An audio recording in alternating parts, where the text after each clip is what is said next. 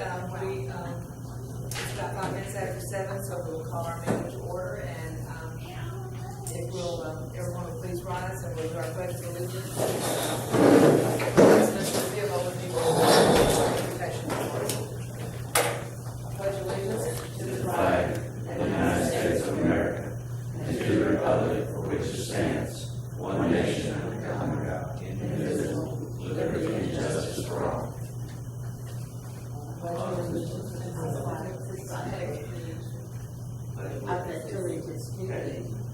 I don't know the rest of it. All right, I'll start all over. Okay. Honor the flag. I pledge allegiance to thee, One state, under God, one and indivisible. Pledge for 27 years, but this is not the one that we used back then. I'm sorry. Dear Heavenly Father, we thank you for this day, and we just ask that you be in presence at this meeting and bless this meeting, and Lord, be with the agenda and those that are presenting the budget. Lord, we also ask for your continued healing of this nation. And Lord, just pray for the hearts to be healed and to be humbled and to be softened to accept everyone and to learn what Jesus commanded us to do. His great commandment was to love. We ask all this in your name. Amen. Is there any conflict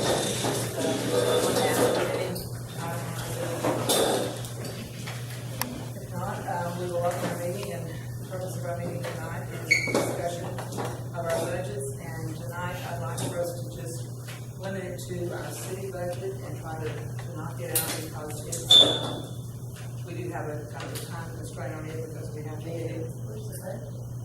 I mean, where's the, That's all there is to it. you don't know what it is, what I don't know, but that's it. There's nothing on there. But you can have it. We're done. Well, we'll just look at it. We're doing this in there. Okay. The budget is the agenda. Okay, thank you. Anyway, what I was saying was, our utility budget is much larger and more complex, and so we really need to set it aside and do it by itself. And we do need to hash out what we have here and get it, we may not even totally finish it tonight, but at least get it down to where hopefully we can come to an agreement with it maybe by our next meeting, because we are then gonna have to set a tax rate and pay all of it. We've got time limit on that, so if we can just go through this tonight, then we'll set another meeting and just go through the utility by itself.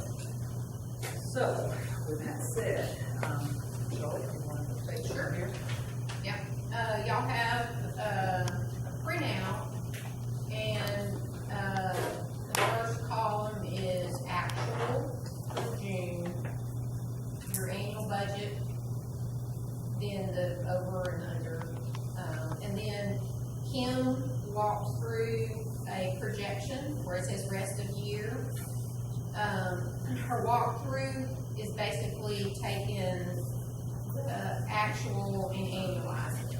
So you'll see a few things highlighted because it just doesn't mesh with the annualized amount. And so, and then what the first one is that we'll go through is your tax revenue current. So based on your 2016 preliminary totals from the appraisal district, the approximate total levy for 2016 is actually $131,992. So we're using that as your budget. We just rounded it, and that's where the $132,000 comes from. Okay. So historically, July, August, September are very, very low tax revenue months. Just a couple of $1,000 every month, because the majority of the levy is paid in December, November, December, and January, and then it trickles down. So you can't use an annualized amount because that doesn't present a correct picture. So the 132 proposed budgeted revenue is based on what the estimated tax levy is from the appraisal district. The 20, tax revenue delinquent, it is up a little bit, but in looking at, what I did also was looked at the last 4-year trend, and it hovers around 2,000, give or take. So I just increased it 500 over the last year. There's no way to pick that from a recorder because it's just based on, late fees and things like that. So, 2,100 is probably a pretty good average. The next one is your penalties and fees. Again, this just depends on how quickly taxpayers pay. Through June, it was almost 14. We historically did 15. It looks like we're kind of ahead of the last couple of years, so I just bumped it up a little bit to 1,600. Your franchise fees are pretty much known. So you'll see that the communications and energy are the same based on what the IESI was last year or so. It's down. So we went down from the 5,200 because I don't think we'll reach that, and we lowered it to 35. They pay quarterly. And what do they pay based on? I think it's usage. The number of people using it. I think it's usage. Has dropped from over the last 2-3 years? If we go back a few years, what caused that drop? I mean, did the number of people who have crash tests drop? Let's see. Some people take a trash to work with, or they can dispose of it. More towers in, but that's, I mean, to cut in half is. Okay, so, because normally, I thought it was quarterly, but it looks like it's monthly. And we're missing some payments. So either they're behind. They are behind, they, sold, Okay. and the company has taken over. I was talking to her last week, and they're supposed to come to me maybe in a couple of weeks, and talk to me about the ground and where they're gonna be at. So, hopefully they'll get caught up soon. So let's do this. If we know that it's just because they're late, hopefully that, I don't know if that company will honor the late fees, the late payments from the current owner, but if their usage is gonna be basically about the same, then we can probably go back to about 5,000. Well, I mean, altogether, we were, so, West Management. yeah. Well, I know it's progressive, but that's been progressive. for a Yeah. while. Yeah, we just never changed So it, it's they've just, been, but, changed from progressive again? Progressive. A whole different name that I've never heard of. They're not progressive anymore. okay. I'll So, be under the contract. so you may not realize a full year if they're late and they're not gonna pay, but for 16-17, you may realize a whole year, and so, I'm comfortable going back up to 5 or 52. Let's just bump it back up to 5,000 on that. That we just, so you're aware of this now. So we're- It's going that Northwest Forest, that's at the end of this month. So that may not be a good option. Forget that. Well, Yeah, we they're didn't- leaving Northwest well, Forest. we didn't have any experience with the reason we went where we did, so that's, Yeah, that's. Well, historically, it was around 5,000.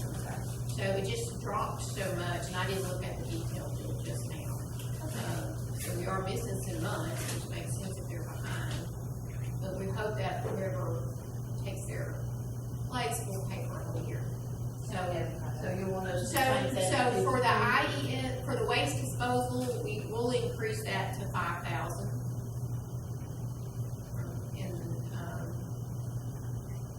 And then, the trailer parks, we've just historically done 300, and it's always kind of hovered around there, so that changes your total franchise fees to 46,000 even. We talked about the trailer parks, getting $100 a year. Imagine going up.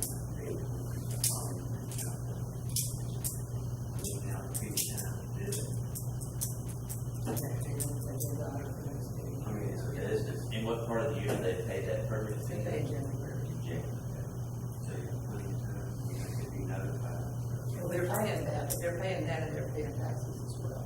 We were talking about property taxes, so, yeah, So, but that's, yeah, it could be an agenda item for next, yeah, for the next meeting. yeah, put that on for. We need to look at what, we need to see what kind of property taxes they're planning to pay too, because I don't think that a trader actually pays, a real estate tax.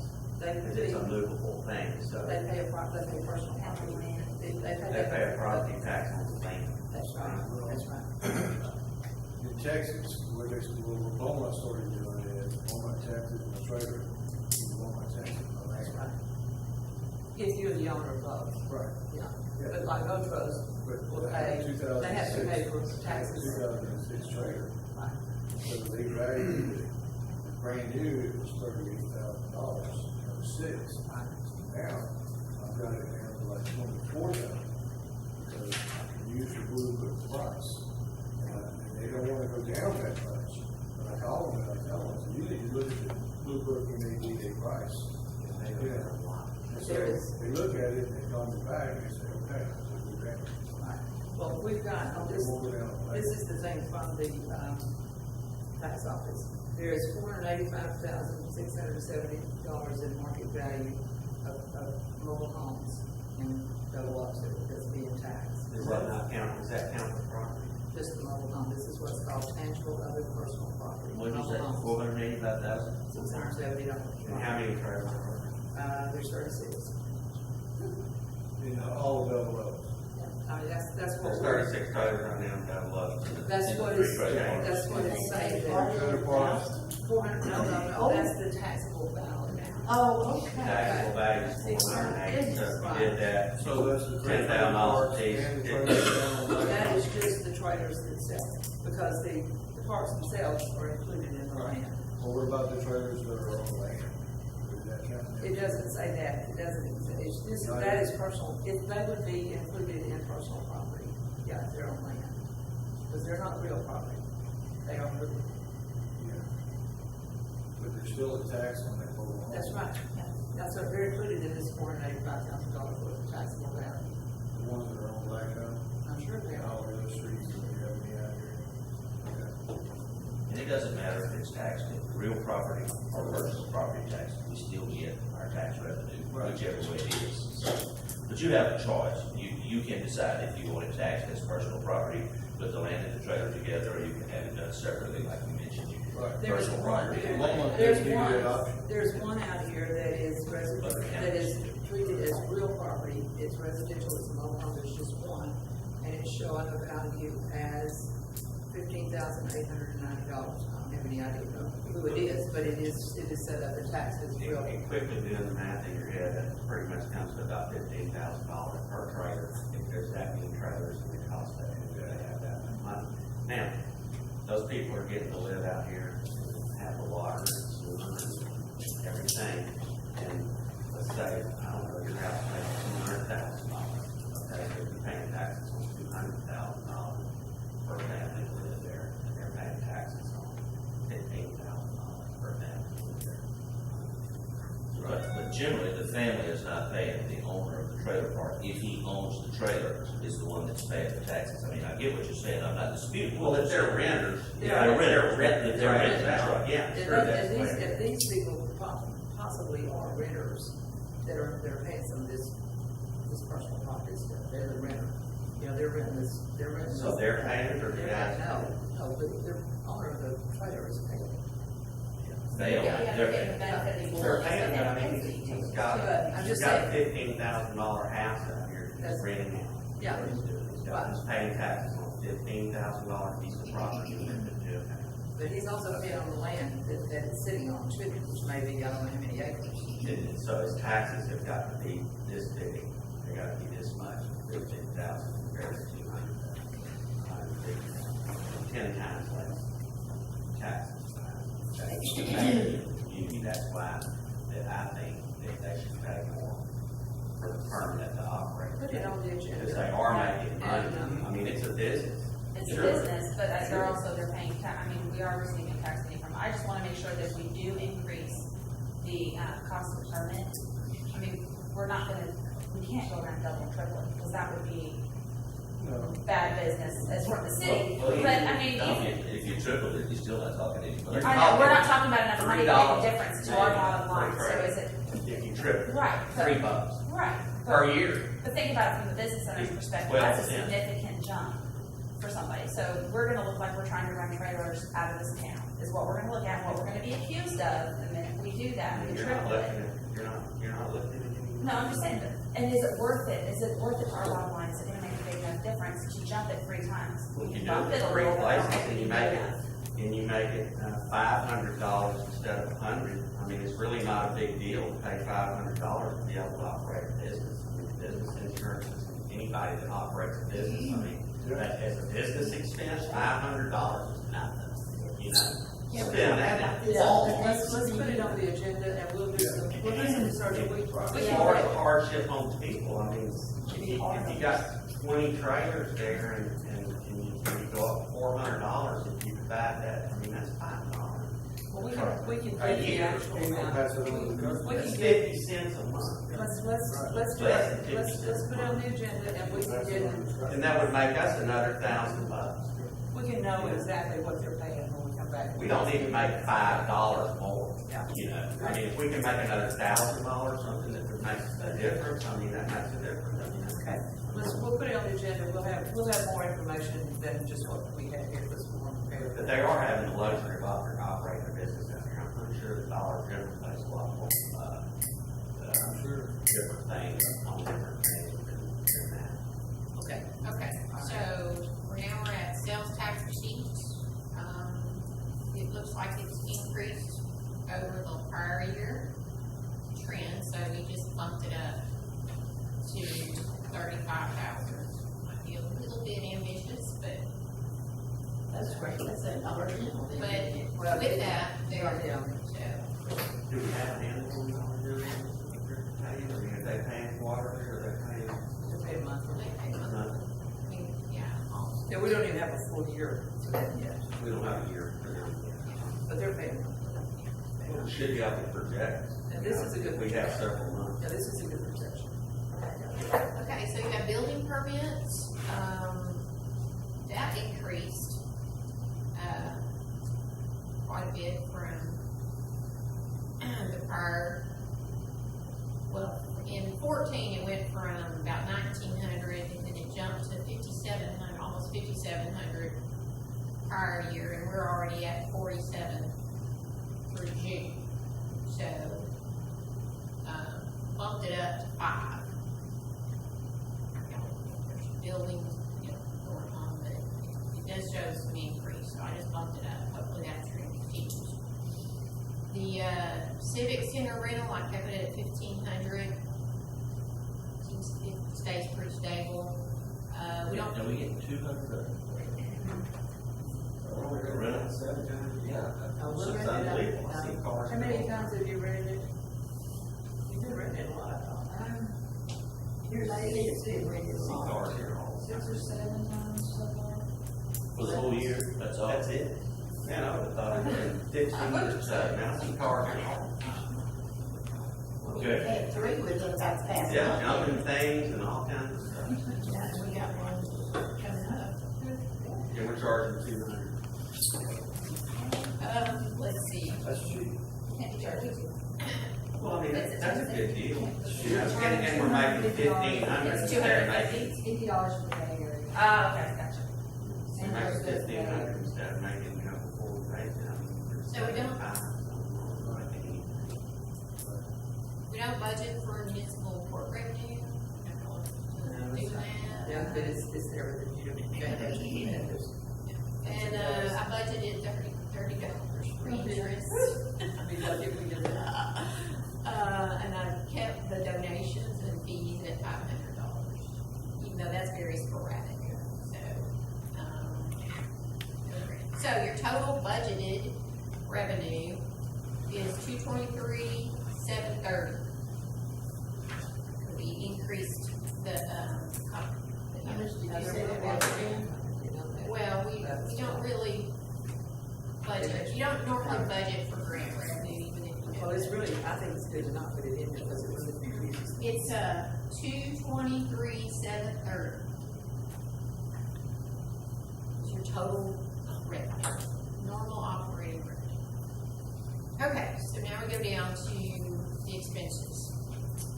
Okay, so for accounting, I increased it by about a 3%, if you are employees raise. So, that's just EKC, and that is half, which, the other half is budgeted in, utilities. Same for the auditor fee, half is budgeted in the utilities. Okay, so attorney fees, I highlighted it because, I didn't know if, I didn't know exactly what your need was gonna be in 2016.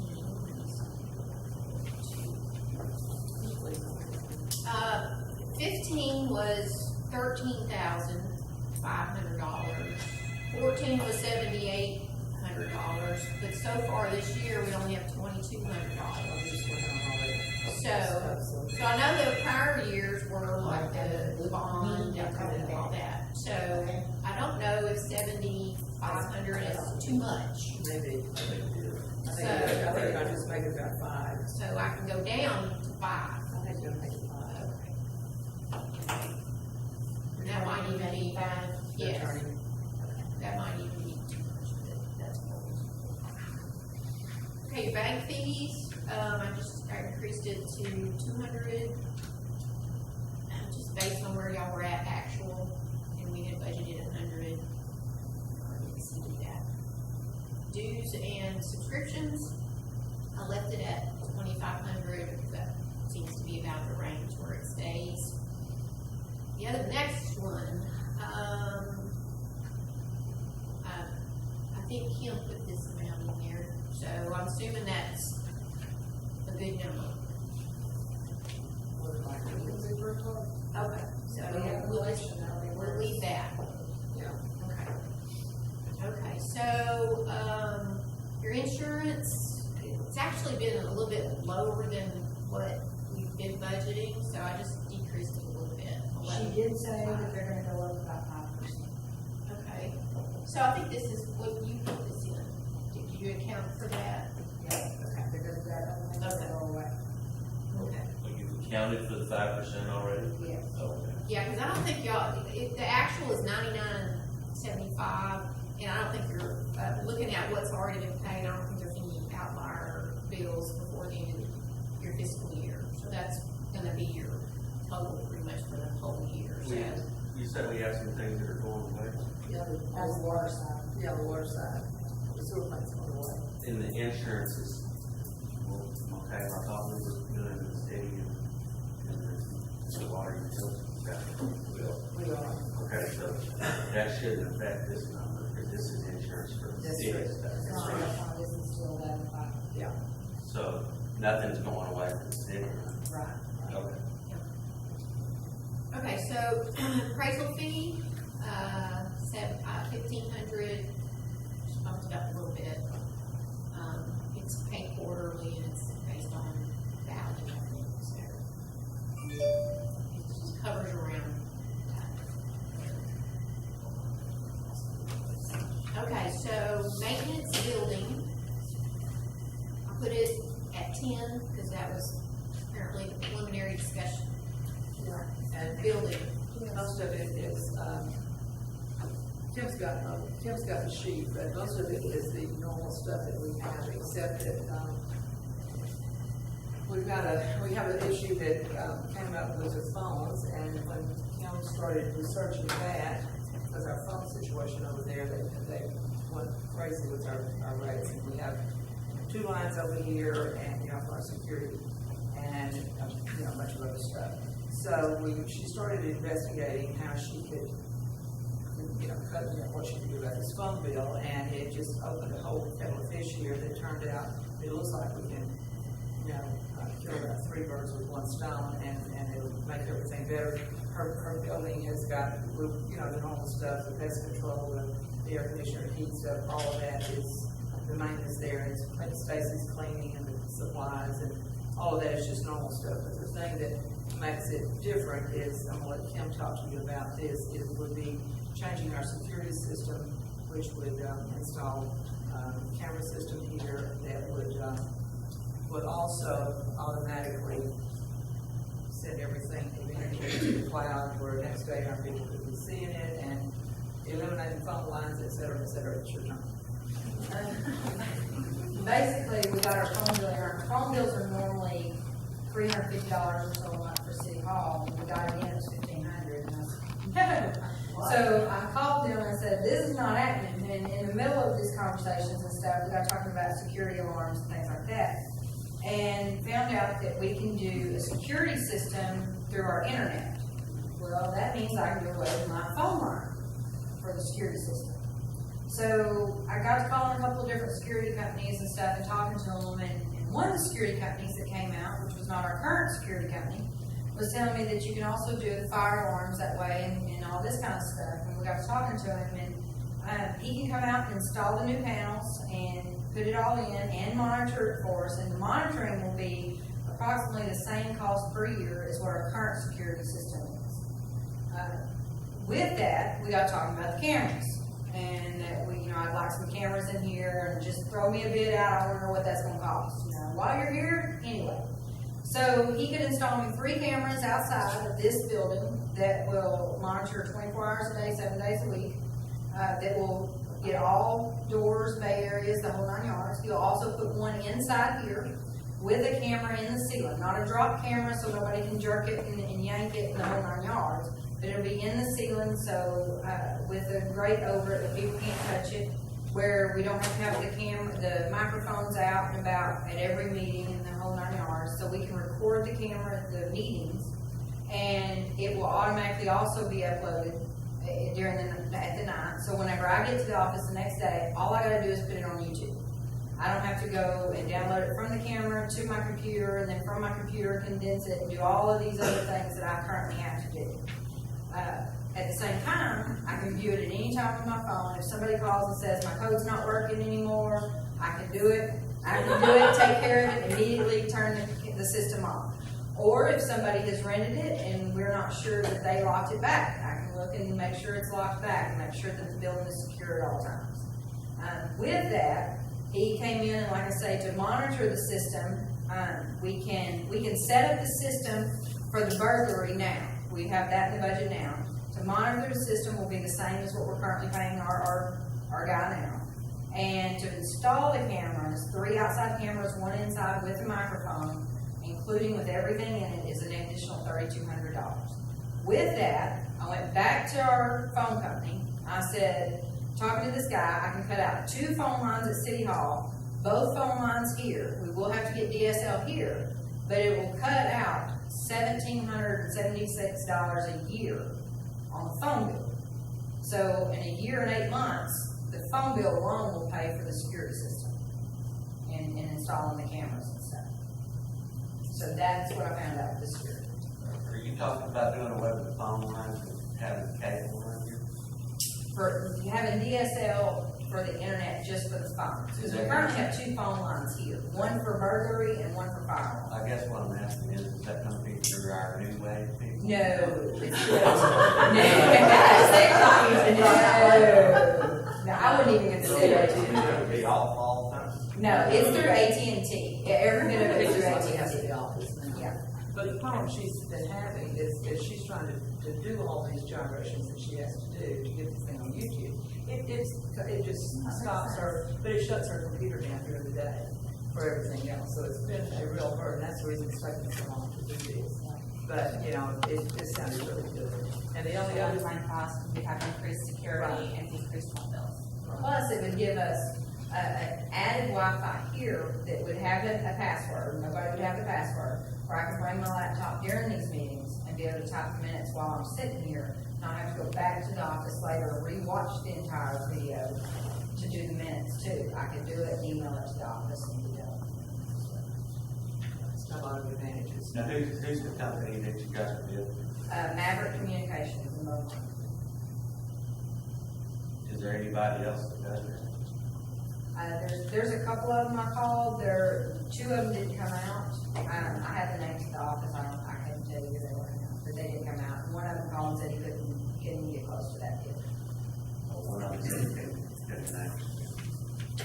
So you really only you got one bid, you I got got one two, I guy. got one bid from the current company that we use. He wouldn't do, he did give me a bid for the microphone, the camera and the microphones on the inside, only for for the cameras outside. And it wouldn't upload the whole nine yards, it wasn't near the technology where we could see it immediately and all that. We'd have to come up here to the office, to the city hall, the civic center, and review it on the monitor. It was $2,500 for that one. Did they take care, did they warranty and take care of this? Yes, they would come out anytime we had an issue, and they would be warranted for up to 2 years.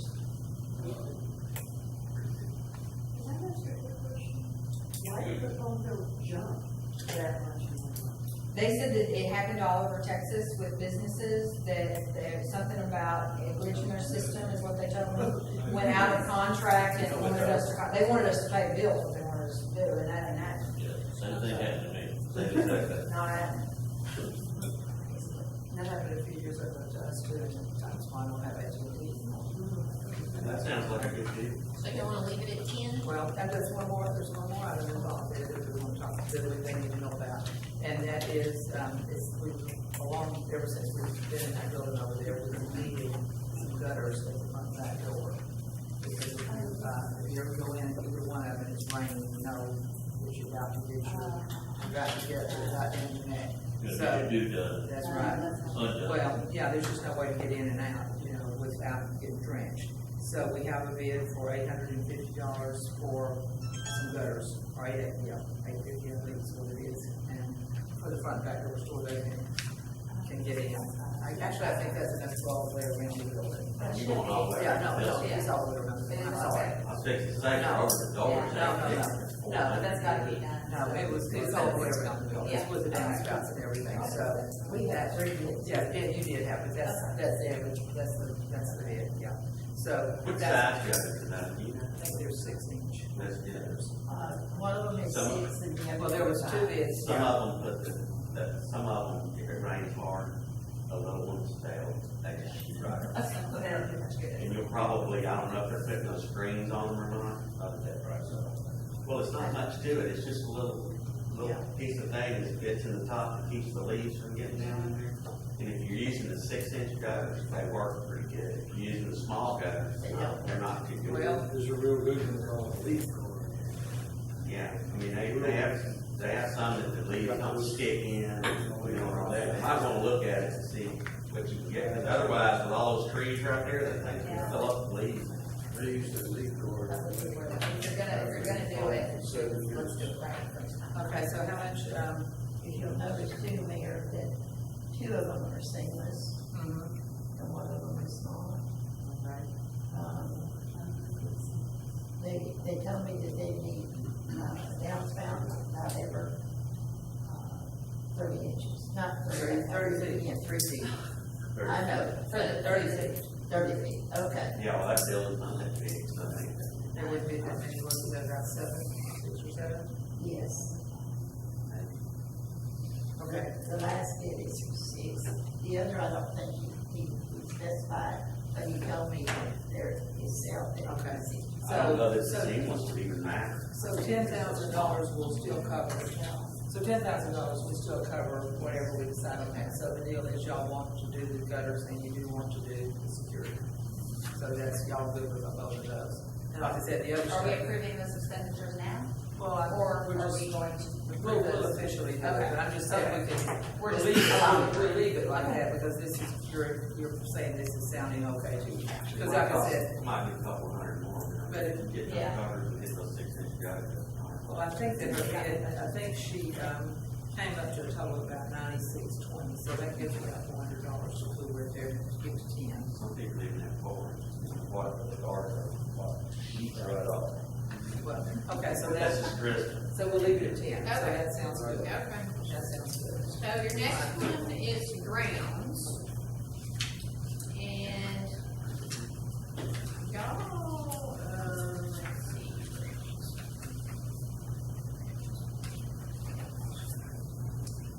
Grounds went, I'm not quite sure why, the grounds went from 57.21 1415. Right now, we have 1,500. Was it rain so much, we couldn't get them out here to And maintain grounds, yes.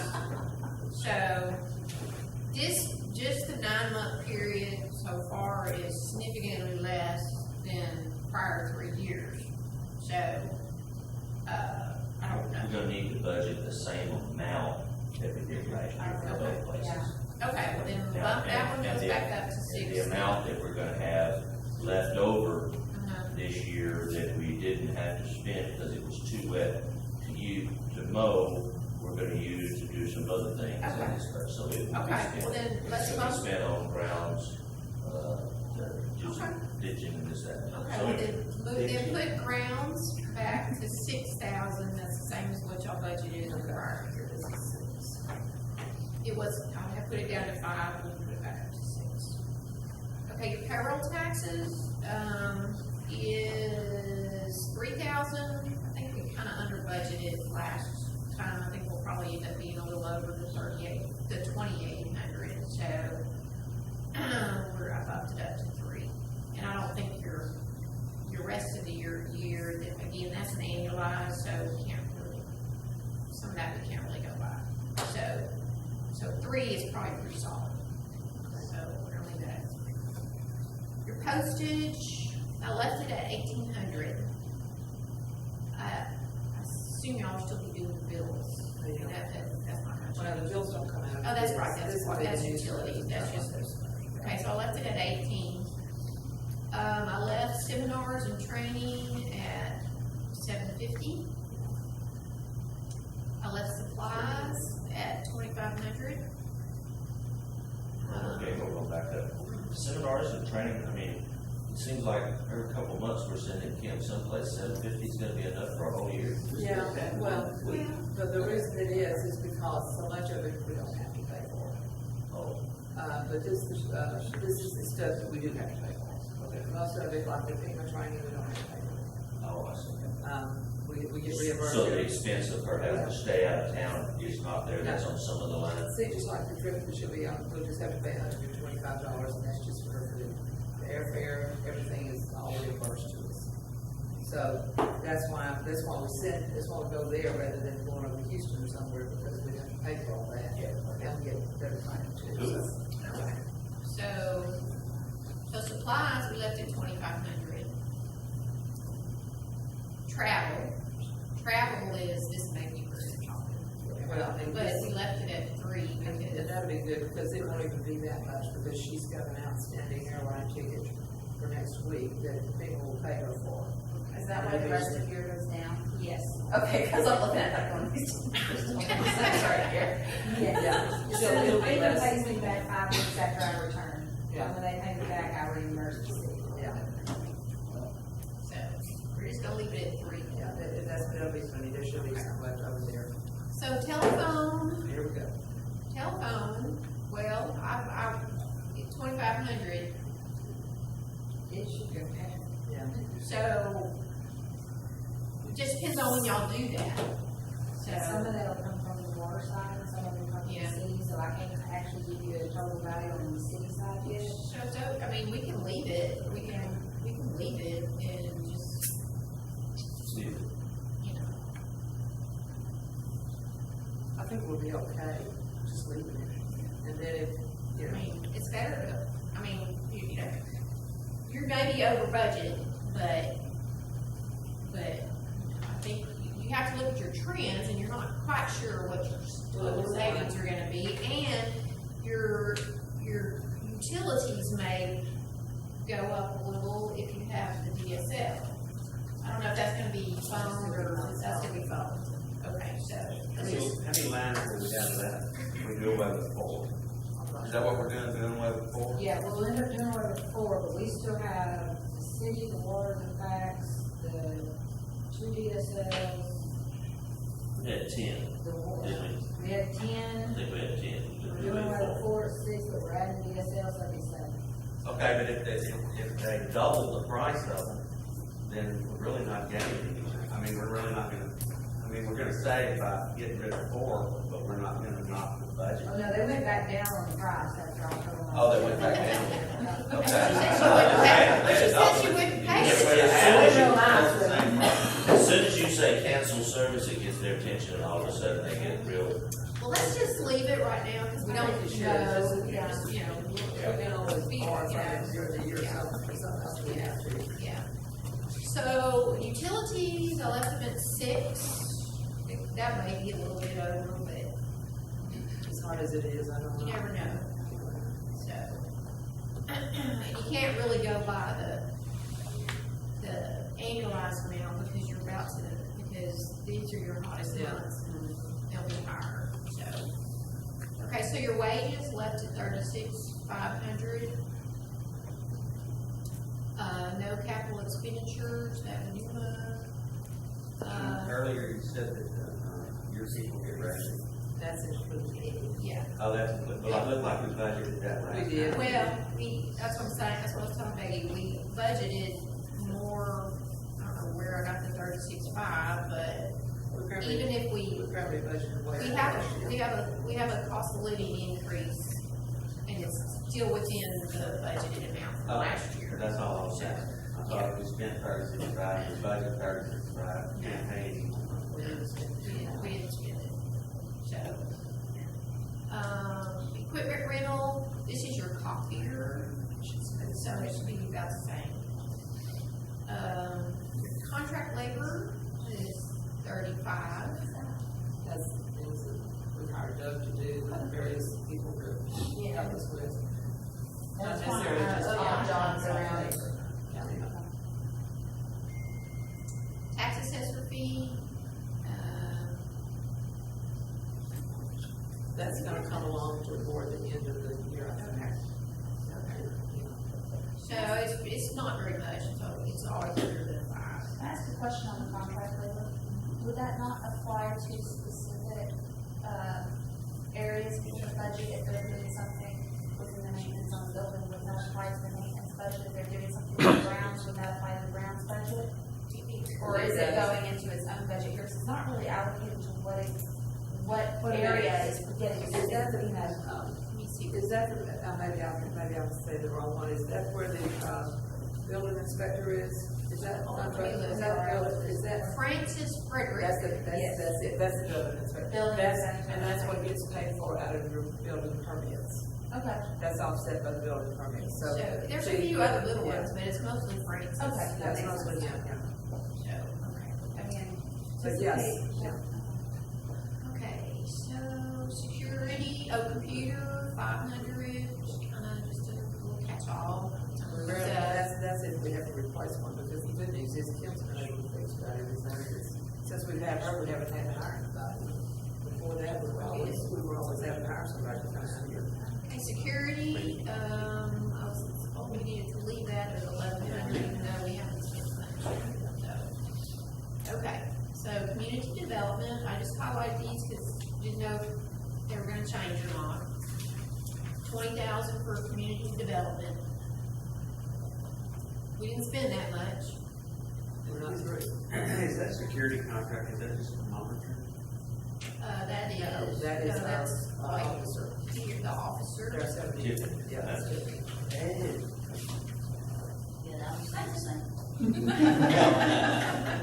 We can't cut those. Confused by those alarms. So, I assume y'all wanna leave community development at 20? I don't anticipate any major, I mean, we've got the grant coming up and we've got what we've got to put into that. However, between this and unused funds from this fiscal year and unused funds from last fiscal year, I think we're going to be covered okay. I mean, am I missing anything, or is there anything that comes to mind for you that we would need to know that for?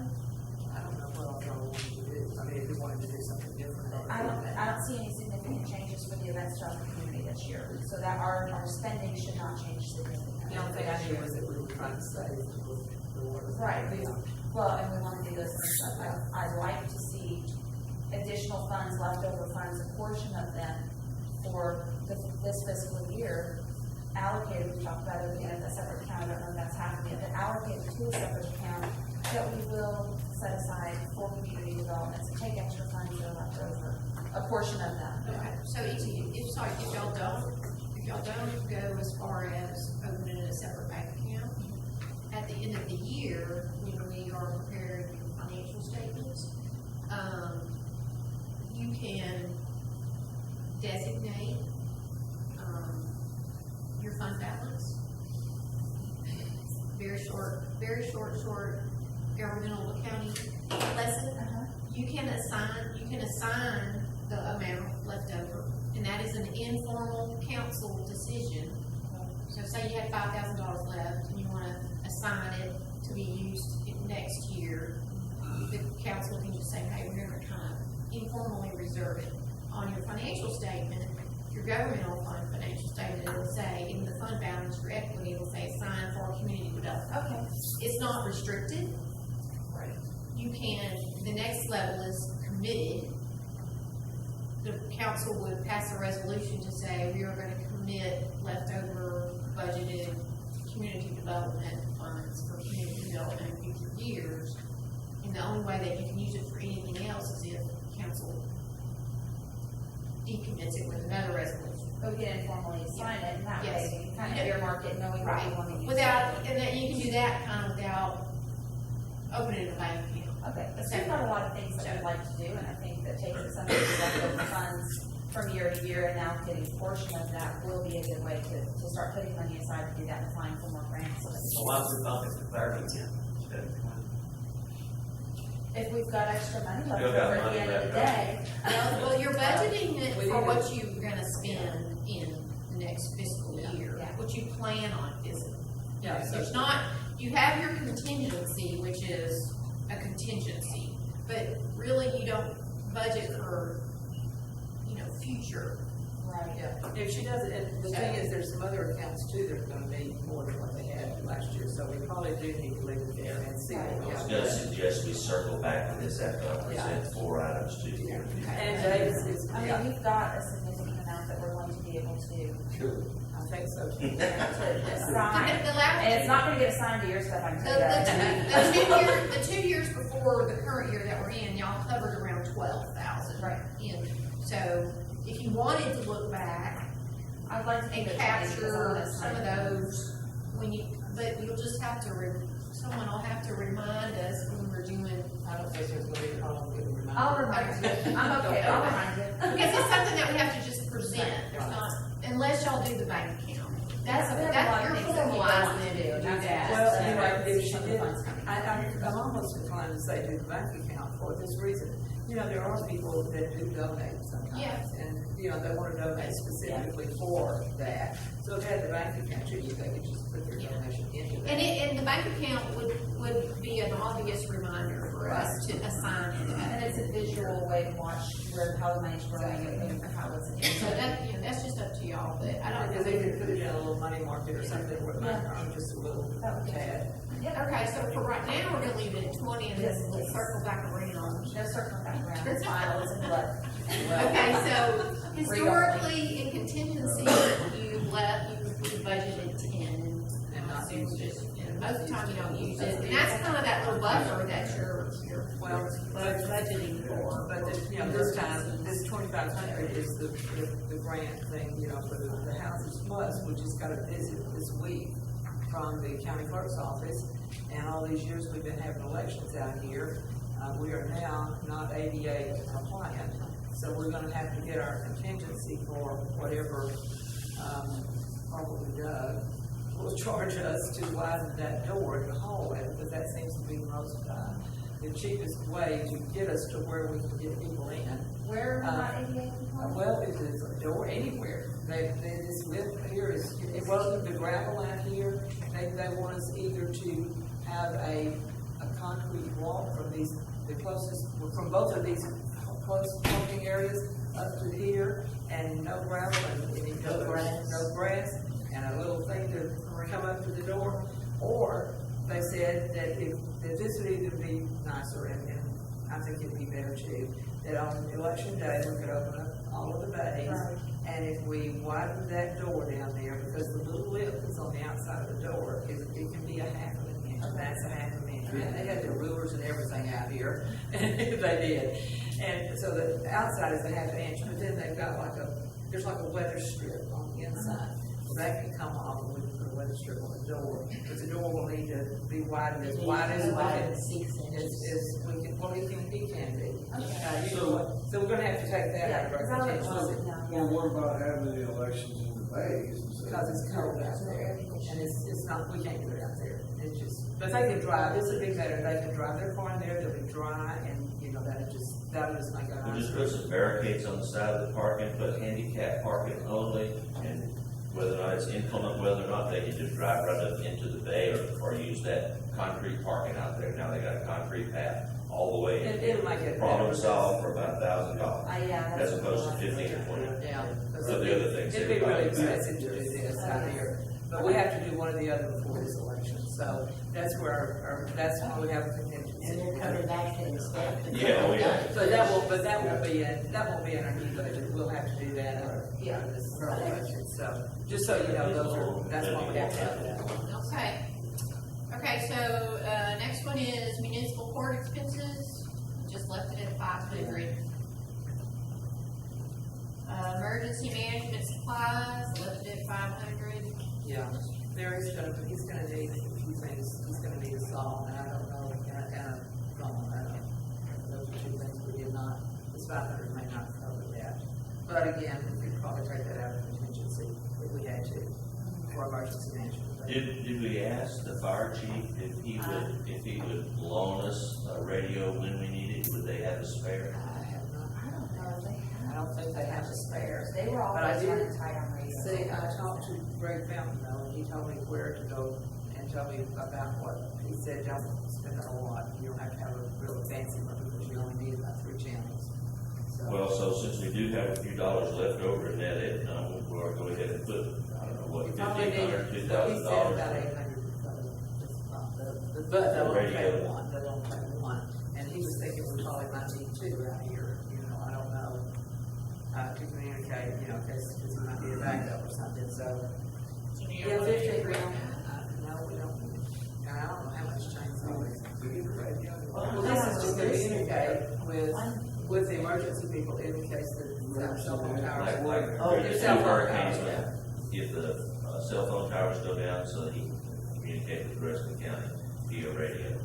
Now, in Well, all this is worst likelihood, case that's scenario. probably not gonna be an issue because nearly all the cell phone companies have put generators on their cell towers. Yeah. Now, not all of them, but most of them that you need the main one, so I don't know if it's I think maybe gonna just. be necessary or Yeah, not. I think I'm one. thinking it's gonna have to be really devastating to knock out the cell system Yeah, now, but who knows?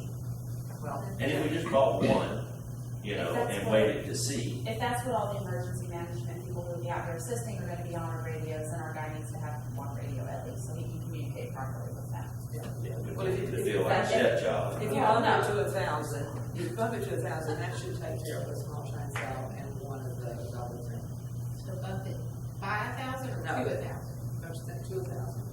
Not if you go buy a radio and a chainsaw, it needs some steel chainsaws, gonna set us back $400. Do you wanna do 1,500? Knowing that it's kinda like a one-time deal? Yeah. What does he need to solve? Well, for trees back away from Down them trees. Yeah, well, I'll get them off the road. Okay. Okay, so lighting, Well, he has one too, but, there's no point in wearing his own out for everybody else, Well, the problem with me is that it's all sitting there for a year, and, when you go to crank it They'll up. have to keep it maintained, so they'll have to keep it maintained, they need to keep it maintained, yeah. As long as we have chainsaw, that's be on the road, we have a way. I mean, really, if you put a saw there, you just sit Then there, emergency be fried, management, it the would be emergency management people that come out here to help, they're gonna have all that equipment. The first responders will, first responders are gonna have that. I mean, we got tractors, we got, the likelihood of him needing a saw to rescue somebody is pretty What slim. about the, fire department out here? Do they have a chainsaw? I'm sure they do. I have no Give idea. I'm them- just. Oh, they do. Give them $200 a year to help maintain their chainsaw, make sure we have the availability of it. Well, that'd be a thing, that'd be, Oh, Call it a day. it's just a lot easier just to talk, how about we just get a list of people that have saws and all they gotta somebody comes across. Was that your trimmer that I found out here? You know what I'm talking about? That one yours? So whatever y'all. So what y'all wanna do about the I would just get a salt? list, they just put it out, and let's move on. Yeah. Yeah, let's do that. Okay, $1,000. We're ready. Okay. Lighting. You haven't spent anything, This is, but, glad you got to talk to us. shut her down. Yeah, let's do it. Okay, recommended budget, lighting budget to be increased to $5,000. We're gonna do some new poles and lights to be installed. For instance, we just got through doing some, and then on Saddlewood, next year, we need to, the utility easement that comes from behind the Civic Center, across the Saddlewood. We're gonna put a light over there. Cleaning notes, there's an easement, it's a cul-de-sac, it runs along, 3325 cleaning notes. And we're gonna have to cut some trimming back, to pay for shrubbery that's in that easement. Need to get bid for this. Where's that at? Cleaning notes, in the easement at the cul-de-sac that runs alongside cleaning notes. So you're gonna put one down here in the cul-de-sac? Yeah, there's two power lines that run across that road. Right. We have an I mean, on easement. Saddlewood. We have the easement down there, but they got bushes and trees and limbs, and it's gonna cost probably $2,000 to get all that out. Cost per pole plus wiring required approximately $1,000 for this installation. One-time expense is $2,000 plus cost of clearing easement. We're gonna install 11 new lights on existing poles. We've got some dark areas, and that's gonna save us a lot of money by doing that. And also, How much are There's no line, there's no cost for it to put it up there, it's just what you pay. You know, like $18 a piece, to put them up there, and then you just pay the monthly charge. And $18.87 counts. Here. so we're gonna have estimate for budgeting, we're gonna do 11 new lights on existing poles, and that's about $2,424. 2 new poles, clearing, that utility easement, is gonna be about $2,500. So my budget is gonna be right at $4,924. So I need $5,000. Let me ask this, we've got 26 that we haven't used, it shows that we're going to use, that we're going to use, can we do something That's- for using this money? Because that's Or what do you you have, have that already allocated? that's already been used. We've used. Okay, just checking. It shows as rest of year, but it doesn't show as already spent. Well, Check out the billing. Okay, gotcha. Okay. There's already a whole bunch of new lights being put in. Oh, awesome. And what we're doing also with these lights is that we're taking down the 150s and putting up the 250s. And then also we're taking the 10-foot arm or the 6-foot arm that they put up and we're putting a 12-foot. I don't remember, but yeah, a lot of them have Bigger little arm. bitty I mean, short it's a arms. lot bigger arm. And, so putting they're this changing arm- them. Yeah, it's coming way, it's covering out to the edge of the street. So, 250 watt light. What's the cost of putting that light in the clean notes? So 25, what's the No, cost? it's $800, no, it's $800 for the pole. Yeah. And we don't really know, these are some little shrubs that just need to be trimmed on the side, we haven't got an estimate on that. So just rounded it up. Yeah. Just You can buy it on estimated like maybe chainsaw, and they'll take care of $500. it. That's Chainsaw. right. Somebody's got a chainsaw. Yeah. Yeah, that's just an estimate, it may not Right. be that much. Yeah, and that's worst case scenario. Yeah. We don't know what it's gonna cost you to serve. Well, that's Is it fine. handling enough? It's what the Farrells lives, across the street from where Thibodeau lives, there's an easement there, Yeah. but there's little shrubs around it. You go down Ealing, Farrell's house is right there to the right. It's for sale. And then back between Farrell and his neighbor, right there, there's a utility easement there. And it's got some like red tip petunias growing along there, and then they've got some limbs coming over the top. So I don't know if they're gonna have to take out the red tip petunias to get to the pole in the back and bring it out, and we do have utilities, and we have the right to do that. Well, they're just gonna run a wire from the pole That's right. to the pole that they put by the street. Yeah, that's right, but they want it clear, they don't want you to have any vegetation. In order to get a truck in there to do all of that, we're gonna have to clear those hedges out and get to it. They may not have to cut those hedges out. No, they may They're not not, have. they're only gonna have a truck with a pole in right there. I mean, they're just gonna run a wire back to that. They may They not. don't have to drive a truck back. Well, that's up to them, They it's may up to not. them how bad we gotta get it trimmed. They Yeah, I didn't- mean, they didn't They say- tell us, we go out there with them and look at it and say, okay, all these limbs are gonna come. And I said, well, what about this row of hedges? Oh, they're fine. If they say they're fine, then we're good. Yeah, I mean, that But would- if they say they gotta come out, so we gotta run a truck in there for whatever reason. yeah, I mean, I Then we don't know, gotta they do need a truck if they're. Oh, I know, Wire I know. right there. Yeah, if they're just gonna pop the wire through there, they shouldn't even drive a truck on it. Well, anyway, go ahead. Okay, so that's gonna be. We got 5. Okay, Okay. that's what it is. Okay, I'm good. okay, signs, 1,000, that's what we've been doing. Okay, roads, That was good. you wanna come back to that one? Yeah. Okay. Go ahead. Okay, utilities, 12, we left it as what we budgeted. What's the difference between that utilities and the other utilities? These up are just the above? lights. Oh, no. Let me see. These are, Because I thought these lights, these are the lights. These are your street lights. Utilities is the building. These are the buildings. This is utilities. This is just the lighting. This is just the lighting utilities, electricity, In the neighborhood. energy. okay, so like that 1887 a month times 12 months by how many lights, that's where that goes. Might be. Yeah. So that might end up being 2. Did you add that? Did you add that? Did you add that? Did you add the, No, she If we didn't are add adding more lights, do we need to increase our budget? that. She's got to, she didn't add that. She should But have. what you have to keep in mind is we got several of them that are, a bunch of them that are on the old rate, which is cheaper than what this newer rate of 1887. yeah, we've been hovering around 12 the prior 2 years. It must be behind it's been averaging about 1,000 a month. That's about 50 street lights. You know, with So, the technology and stuff, I mean, it would seem that the electricity would go down. Well, we got 11. We Our made bulbs it. get more efficient, We put it- electricity gets more expensive. Right. I mean, Yeah, The electricity would show Right. right, but the light shouldn't even be burning, you know. Yeah, their costs probably Well, lower. So Did we put it? We're trying to stay on top of them as much as possible because of burners and burn all day Yeah. and stuff like that. We're trying to keep on top of it. Okay, did we already put it? Yes. Okay, so there's 10, Yes.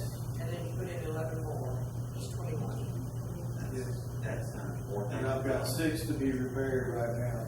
And I gotta go check one tonight over on River Bend. how much? But that's is utilities. That doesn't cost. Yeah, that's what they're charging. Yeah, what if they're charging $18, that's 180 plus 36, that's over $200 a year per light. Jerry, I mean, can I call you that? We're looking at averaging $20, adding $21. Well, this should, like, the ones that you're needing to put just on poles, this should be the end of this.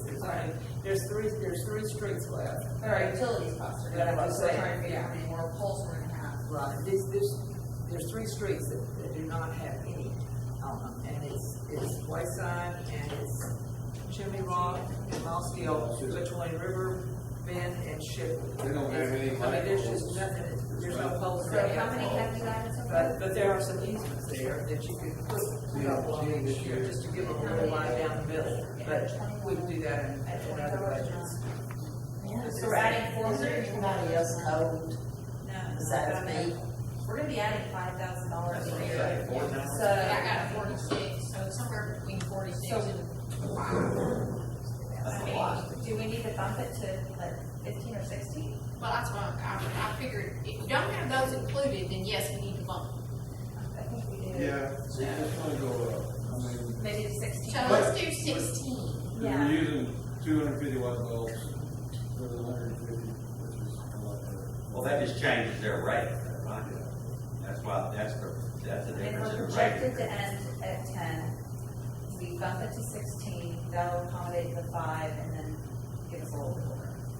Okay, we're doing 16 on utilities for lighting, which makes your total for roads, 77,000. That's including the 55,000 that we're gonna circle back around. Okay, so code enforcement, $300. Did you lower this or did I lower it? Kim lowered the supplies to $300. $2,500 for the code enforcement officer. 500 for postage, which is the same, 375, which is the same, and your maintenance for the vehicle, which is the same, 750. So we're back to you for Okay. So we're back to, the only thing we have left is road maintenance, and you got 5 minutes. No pressure, but my daughter's ready to go have this.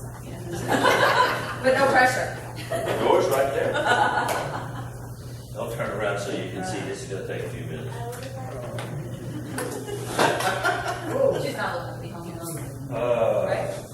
So would you come over here and tell me how to do this again, please?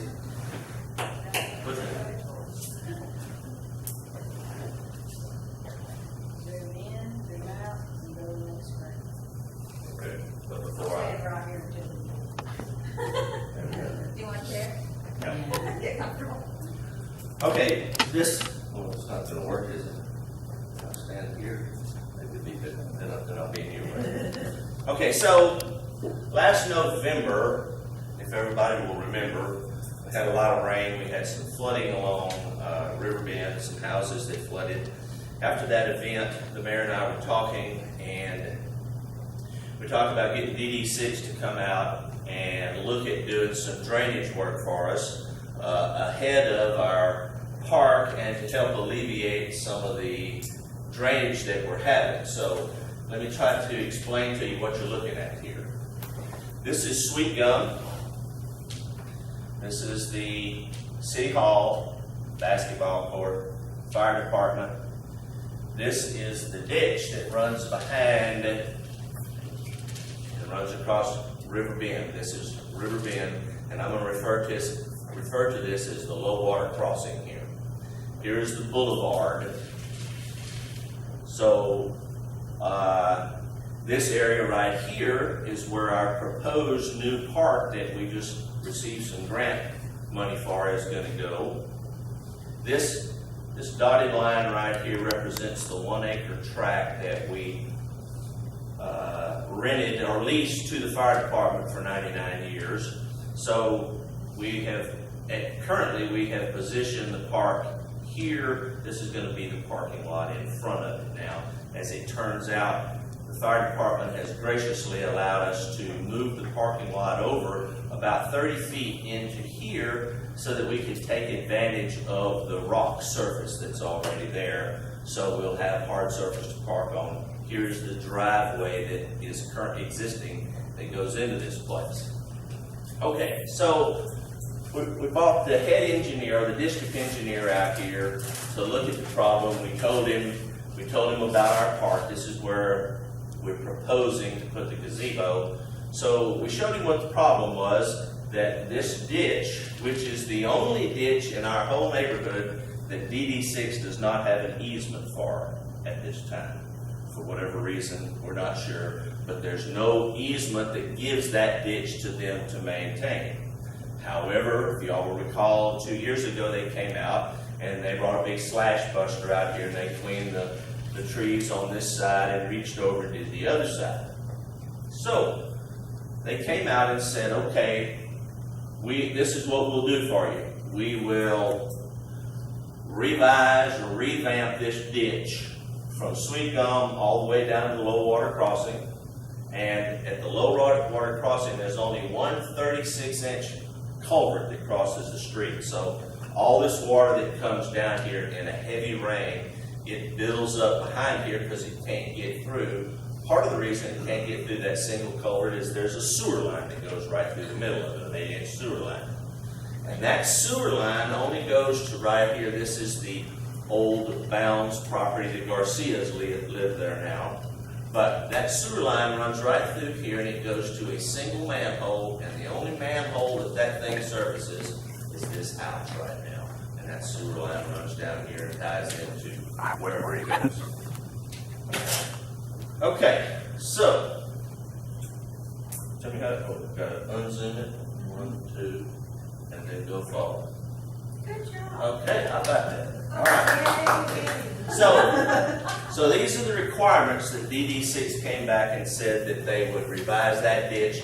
This is what we had to do. It says DD6 will reconstruct the ditch behind City Hall for Sweet Gum Lane west to Riverbend Drive, install 2 new 40 if Bevel Oaks will provide the following. Provide all easements necessary, including surveys for the ditch easements. Now, we've had it surveyed. We have not had them come out, the survey company, come out and stake it on the ground yet, but we had to have the survey done, which is what that big dotted line was on there. We have to provide all materials necessary for the project, such as pipe, concrete, cement, stabilized, sand, backfill, concrete, and rebar. Bevel Oaks will relocate all utility obstructions for the new culvert installation on River Bend. Not only does that include the sewer line that I pointed out to you, but on the other side of the street, there's a 2-inch water line that will have to be taken down deeper to go under the new culverts that go in there. Bevel Oaks must provide areas to dispose of excess brush from the clearing operations. DD6 will haul excess brush to a location, but Bevel Oaks shall dispose of it by whatever means. What that means is we got to provide a place that they can haul it to that we can't burn it, which is going to be the cheapest way to get rid of it. And before anybody sticks up their hand and says, oh, we can sell that timber. Well, they have a timber company that they work with. And we spoke with them, and this is the deal. If they had a whole trailer load of saw logs, that wouldn't be enough to offset the expense of them hauling their equipment out here to load that stuff for one load to haul it off. By and large, you have to pay them to come get it. Now, DD6 will pay for that expense, for the clearing expense. They will hire their contractor to come in, cut the logs. If there's some logs that have some value and we want to try to sell them, they said we could do that, have at it, but good luck. But anyway, that's the deal. They will clear off the trees, dig out the stumps, haul them to wherever we say, and then we have to deal with them. Now, in the budget figures that we're going to get to in a minute, I have not included any expense for that because hopefully we can get that burnt and disposed of on our own. We'll see. Okay. Bevel Oaks must provide locations for DD6 to dump the spoil dirt. Spreading of dirt, if required, will not be performed by DD6. So, I've looked around, right outside the neighborhood down here, there used to be Wilkerson's dirt pit. Now somebody else has bought it. I'm hoping that they would like to have that big dirt pit filled in. We've got several people in town that have ponds that they no longer want. Hopefully we can convince some of those people to take some dirt and fill those ponds up with.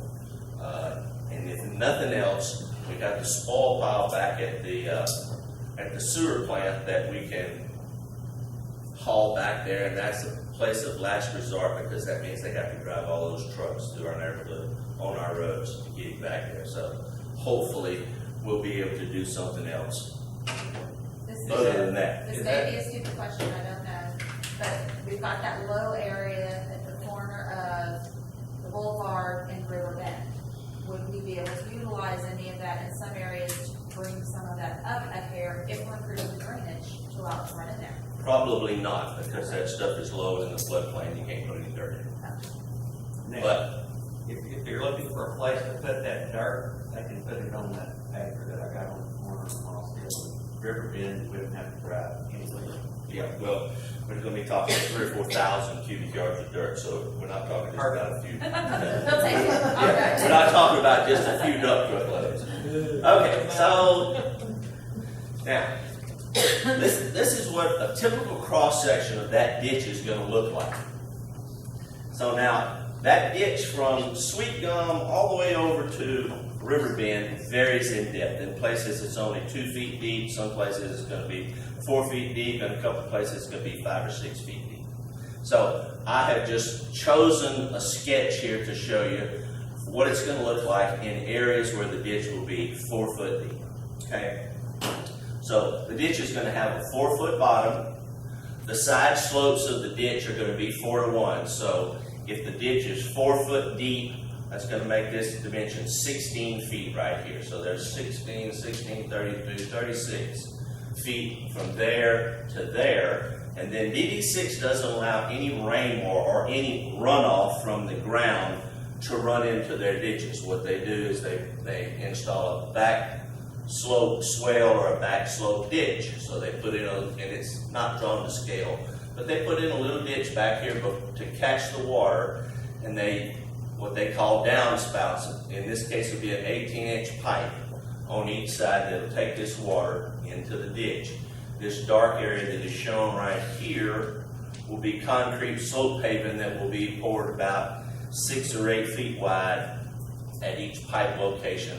There'll be 7 pairs of these from one end to the other. So they have, I forgot to mention this before, but we have to provide them with a 90-foot right-of-way, 90 feet. 45 feet on each side of the center line of the ditch.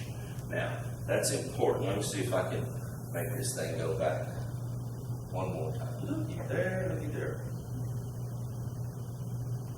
All right. Okay, so this heavy dotted line here and here represents that 90-foot easement that ditch profile I showed you a while ago is going to fit into. Now you can see that comes extremely close to our proposed park and gazebo location.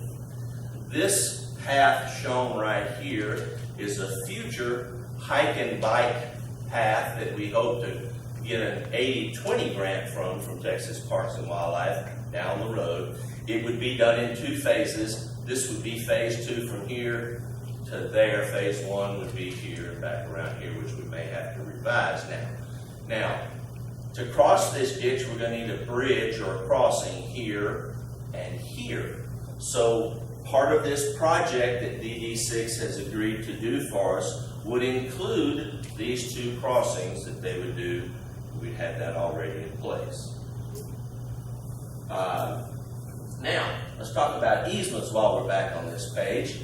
So this line right here represents, that line right there represents, well, I can back up and see where it goes to. Okay, it goes to here, and then back down around over here. So that represents a 10-acre tract that we took over from BOMUD. All right, we gave the fire department an acre. This is the basketball court, and we had to survey out the basketball court and the city hall because we couldn't have any park equipment in already developed or done for this, so it had to be on a separate survey. So that left us with 8.19 acres there without that.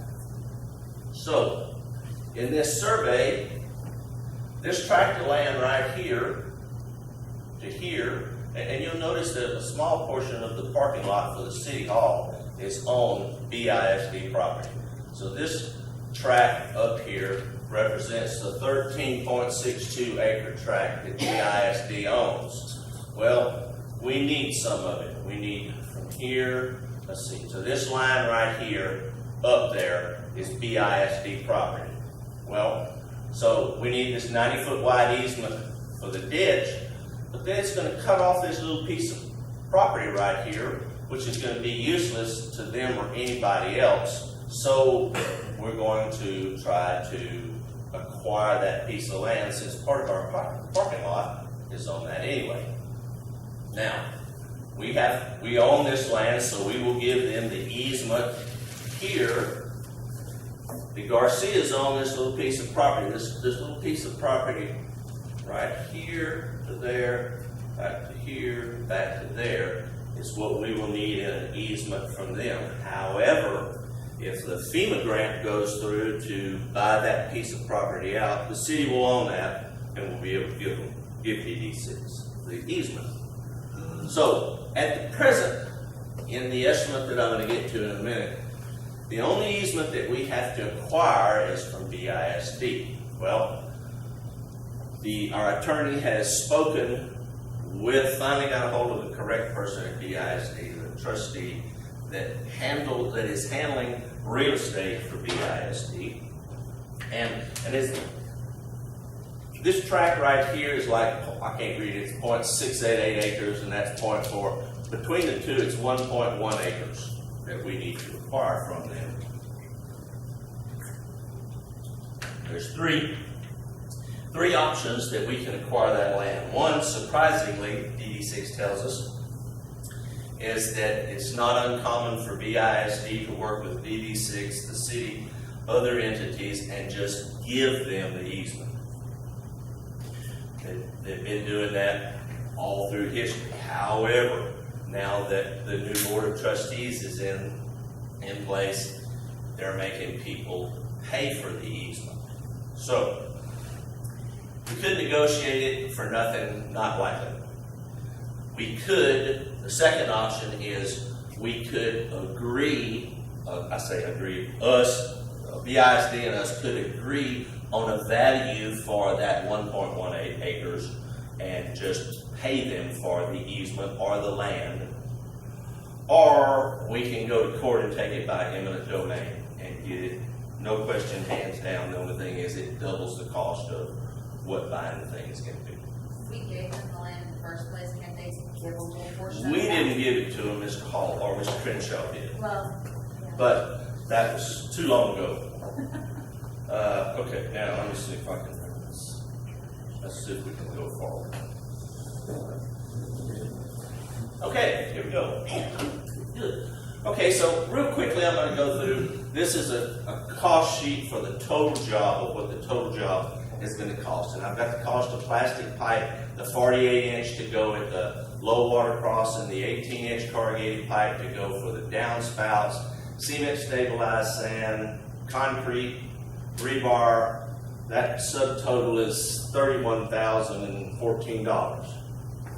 The hike and bike crossings, again, we need some pipes, some concrete, rebar, cement stabilized sand. Subtotal for that is $8,230.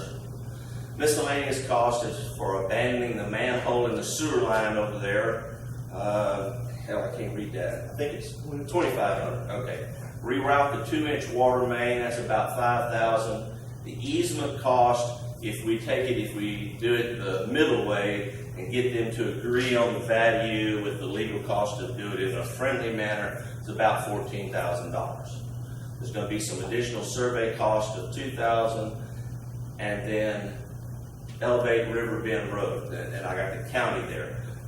When they put the 2 48-inch culverts in, it's going to raise the road because the culverts are going to stick up higher than the road about, 8 or 10 inches. So we're going to have to raise the road 12 to 18 inches. So I got a cost from the county of about $9,500 to do just exactly like they did back on River Road when they put those culverts in over there by Jeff Frank's house here a couple, 3 years ago.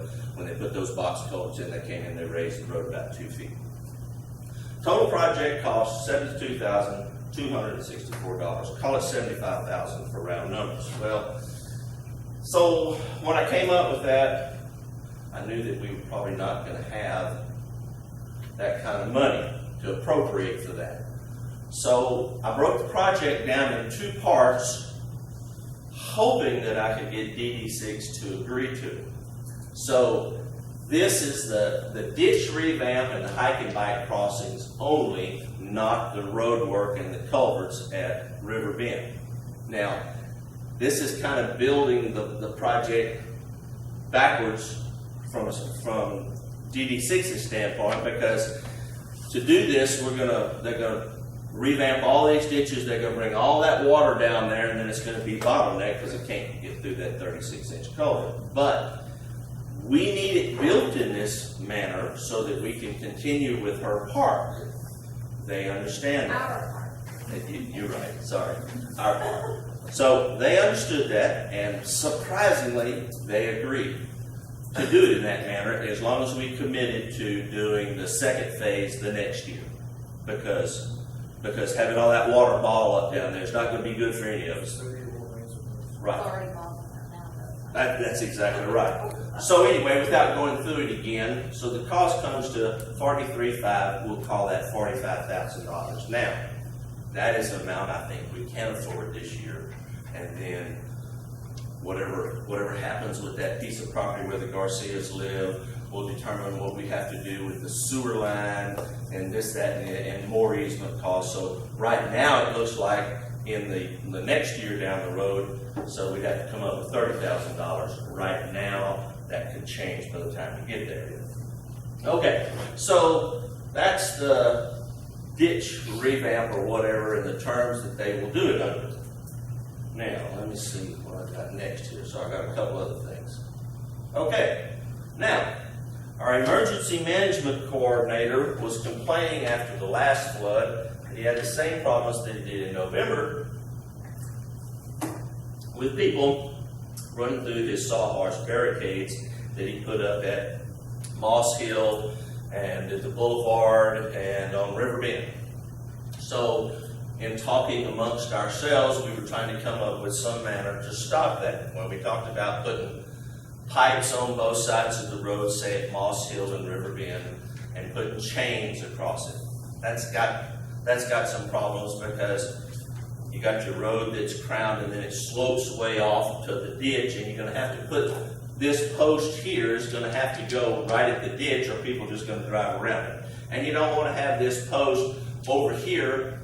It's relatively close to the road. That's no big deal. People don't drive up and down it every day. But we don't want that post to be right at the edge of the road if this is what we decide to do. It needs to be 5 or 6 back feet from the edge of the road so people don't inadvertently run into it. I've stepped on my shoelaces twice here. So, I got a price from Cardinal Gate and Access to build what you see here. Now, this is made out of 4-inch square galvanized tubing. The price that he gave me would be built out of 3-inch galvanized square tubing. We can decide if we want to go heavier or what. I think 3-inch square tubing in a heavy wall would do for us. What you're looking at right here installed is about $2,500. We need 5 of these. We need one at Moss Hill, at River Bend. We need one at River Bend at the Boulevard. And then down at the lift station, going down River Bend toward 105, you need one there just past those houses. At the other end of River Bend, down toward 105, well, if you're going south, at the first house you come to on the left, you put one there at his driveway to keep people from coming down 105. And then we'd probably want to put one just past the firehouse, where the fire station is, to keep them from going down the boulevard. Okay, so now. Hold on a second. Okay.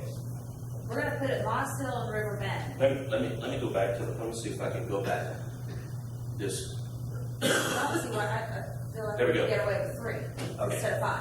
All right, Moss Hill and River Bend, you need Right. one there. Right. Here's the boulevard, you need one right in here Why? to keep them coming down there. Down River Wait a Bend, second, why do we need one at that second spot you pointed to? right here. Where are they gonna come from? Well, what's happened in the past is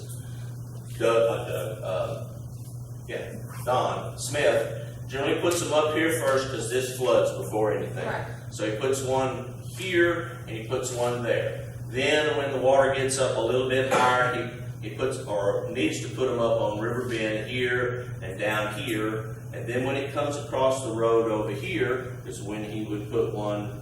This time he put it up here at the fire station. It really needs to go down here someplace. So that's where the So cover 5. the early stages and the later stages. That's right. Okay. So that was just like 1, 2, 3, one whole thing off. Now, while we're back on this drawing and we're talking about these gates, and you know, we can discuss this because there's more to take into mind than saying, okay, we're just going to put these gates, for instance.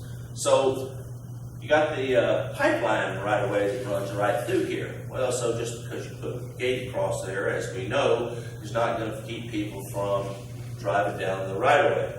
Well, so I talked to Target Pipeline people, the people that own the pipeline.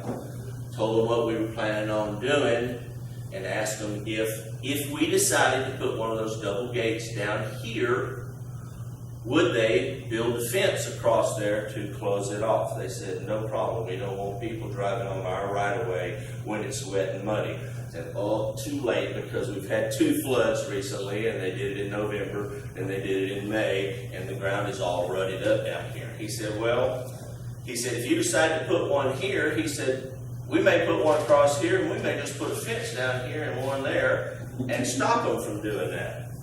Because we don't want you driving on our right of way, especially when it's muddy.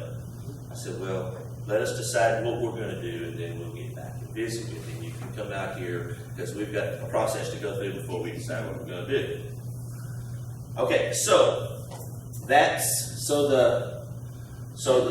double gates, 5 sets of them, if that's what we decide we need, and that's what we decide we want, $2,500 a piece, we need to put some money in there for that. Now, while we're on this drawing, Mr. Emmons pointed out that, well, you know, us folks that live right in here, we get stranded down here when the water gets high enough that you have to block off the road. This is the only way that we have out, is to drive across the pipeline right away, because it's higher down through here to a point, so that's how we have to get in.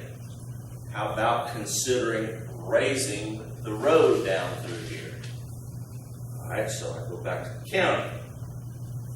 If anyone's driven down there, you've noticed there was some little wooden stakes driven down through here that had yellow flags on them. I put those down there, and I took a level down there, and I shot an elevation on the top of them. If you look closely in the road, there's a white line across here, and it says 25.6.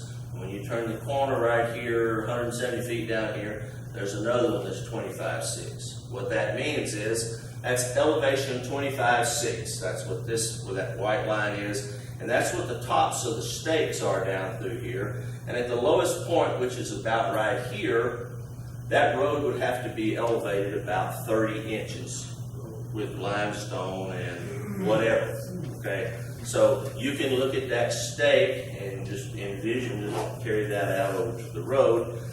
You can see how high that's gonna have to be built up. Well, when you build it up that high, that's gonna bring in a whole new set of problems, in that stake is about 18 inches higher than the right-of-way.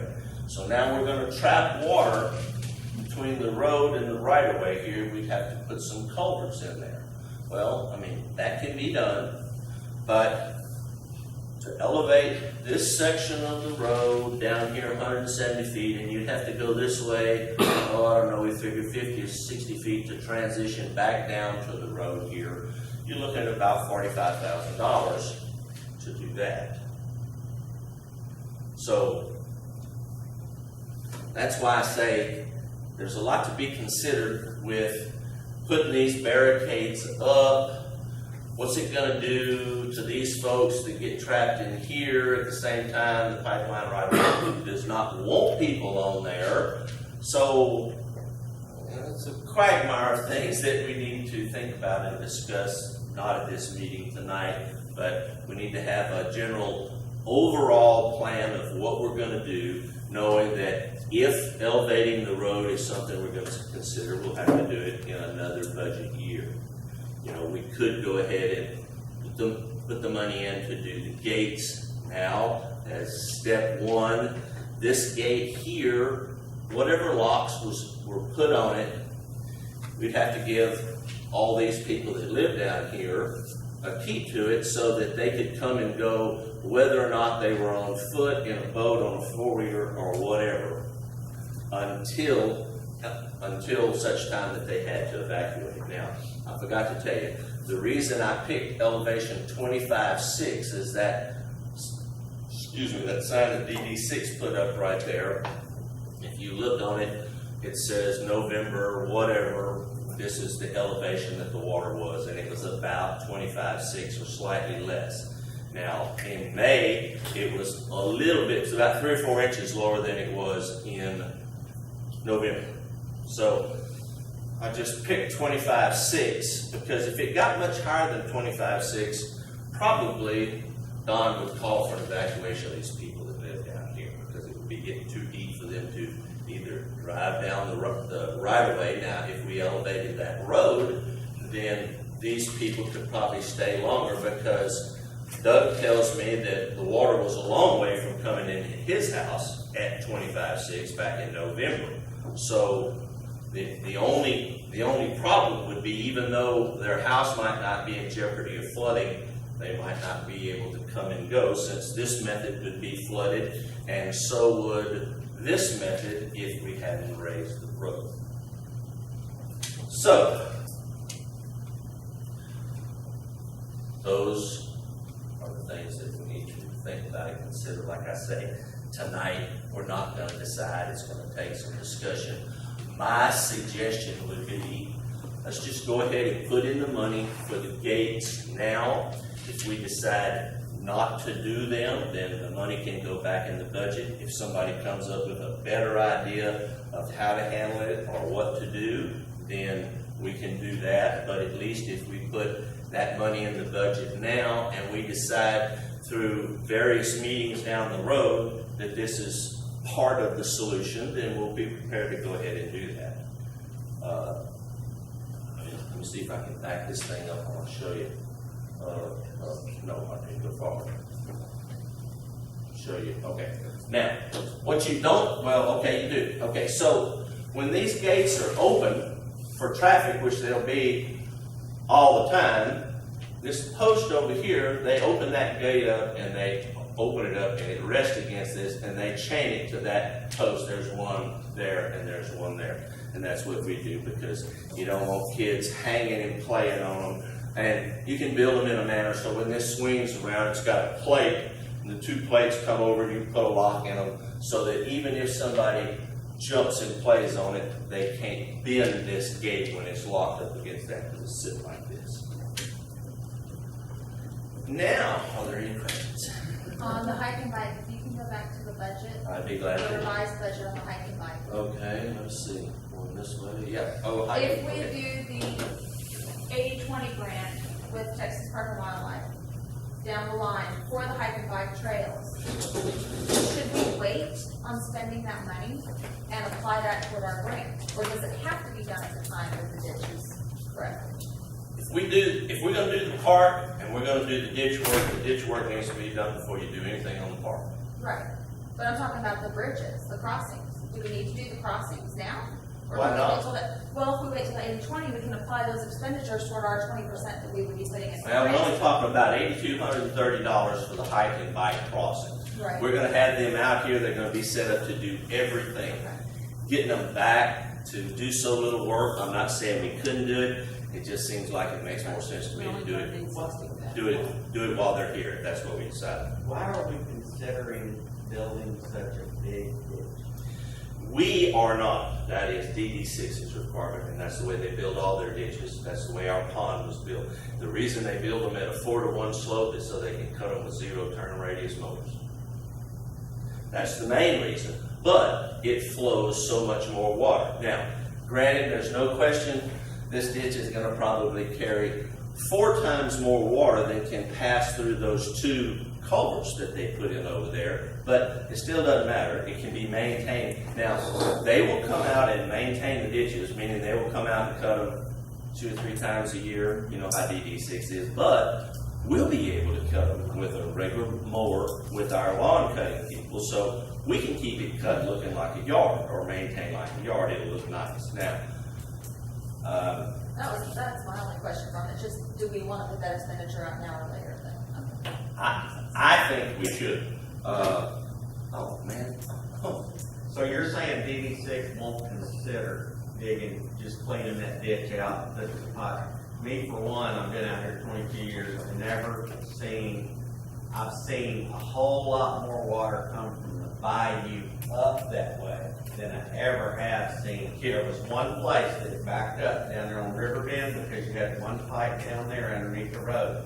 But that was shedding water all off for what, just a mile and a half, almost to 105. All that mile and a quarter of land that's on the right-hand side going out of Sweet Gum, all that water went back to there and went out that one pipe up there. Okay, This place where you're building this ditch doesn't have near water shed that. Okay, so that's a good question, and here is the answer. So when we have 2 or 3 days of heavy rain like we did back in May, like we did in November, this is what happens. The water comes from all this part of the neighborhood over here that drains through this thing, and there's like 3 culverts under the road right here that bring that water from the neighborhood, plus it drains across the surface of the land here, it comes down the ditch here, and it comes, well, no, it doesn't come from over here. So this is what happens.